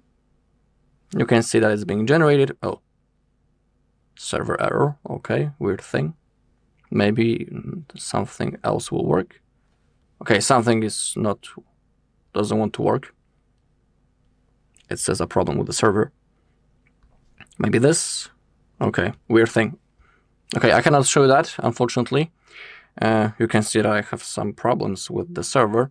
But in here you have a quick look for all options that you can use. So you can also try it on your own. Now you know how to find it. All right. Let's go into the settings. Once again. The accessibility and convenience, gestures and motions, and we have a cool thing, shake to launch. Shake your phone twice quickly to perform certain actions only works when you are on a home screen, lock screen, or always on display. Currently we don't have any action, but in my case I always like to select turn flashlight on off. So now I can quickly turn on the flashlight without turning on my whole phone, without unlocking it. So now I just need to shake it and the flashlight turns on. Pretty useful, for example, when it's rainy outside, because usually when the screen is wet, sometimes it's really hard to open up the bar, the control center, and to click anything on the screen when the screen is wet. I'm sure that you know what I'm talking about. So that is why it's cool to have that feature. I always liked it. So now, when my screen is off, I just need to perform a chopping move. I just need to shake my phone and the flashlight is turned on. So it can save some time. And it's working in the rain. So that's the thing that I wanted to show you.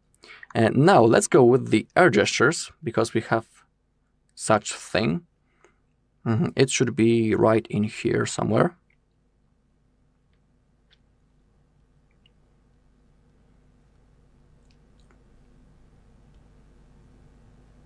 Actually, I'll do it faster. Air gestures, okay.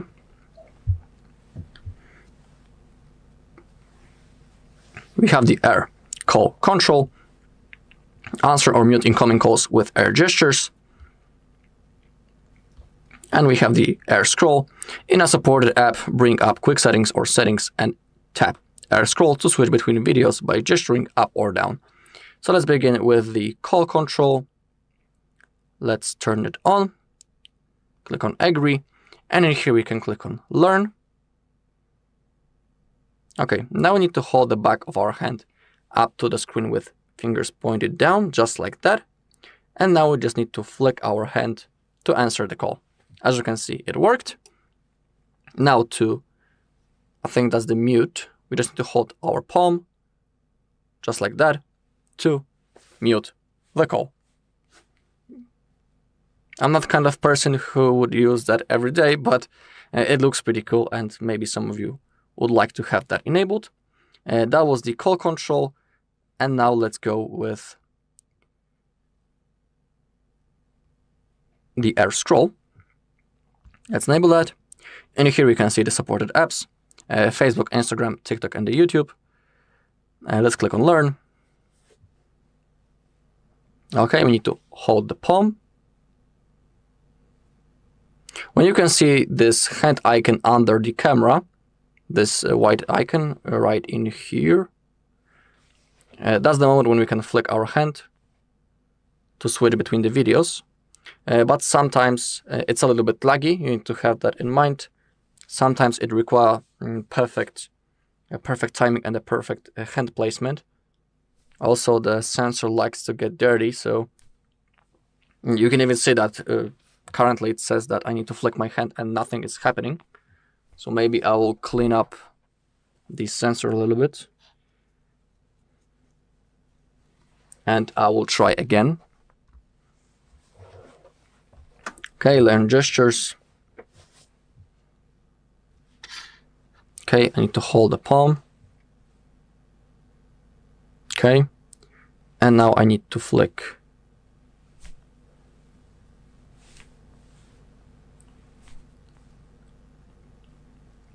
And now you can even see that it doesn't want to work every time. Just like I was saying, the hand placement needs to be like perfect. So it's annoying, but if you want to try it on your own, you will be able to enable it right in here in the settings of your device. Okay, and the last thing that I wanted to show you, the cool thing for multitasking, is the split view mode and the floating windows.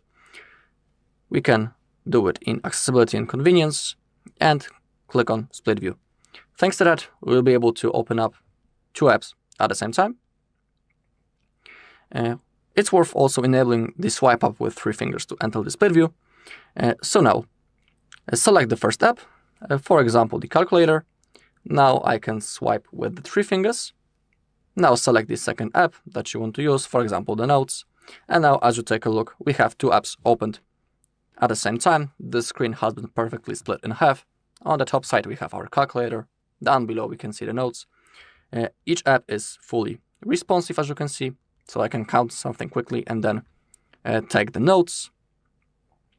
So everything, as you take a look, fully works.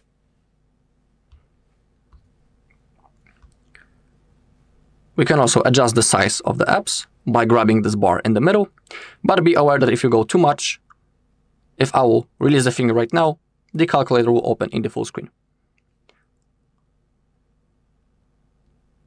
If you click the bar, you can swap the size of the apps or save it as an app group.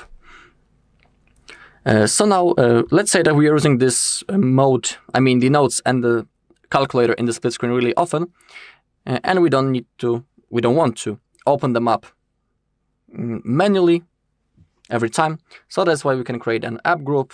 It's placed on our home screen. So now when I'll tap that shortcut, both apps will open in the split view already, so it's really worth creating that. Okay. And now the floating windows. Right in here. Also accessibility and convenience and floating windows. In here we have all ways of turning on the floating window. Okay, so now let me show you how it works. First, select the app that you want to use, maybe again the notes. Now I can slide from the downside into floating window. Let me show you that again. So open the app. Now slide to the top right corner. If you slide to the left side, you'll be able to open up it in the split view. But for now, we want to open in the floating window. As you can see, the notes are opened. The phone is fully responsive. I can do other things on my phone. For example, I can launch the browser, start surfing the internet. And when I want to take some notes, I can expand the window. You can see that the notes is fully working, of course. I can create a new one, start typing, and then get back into surfing the internet. If you grab the edge of the floating window, you can adjust the size of it. If you hold those 3 dots, you can change the position of the window. If you click those dots, you can open up the app in the full screen. You can minimize it. Then it will be stick to the edge of the screen. And if you want to open it up, simply tap the icon. If you want to close it, simply click on close. Really easy thing. Alright, and that's all in this video. Thank you all for watching. If you found this video helpful, please leave a like, comment, and subscribe.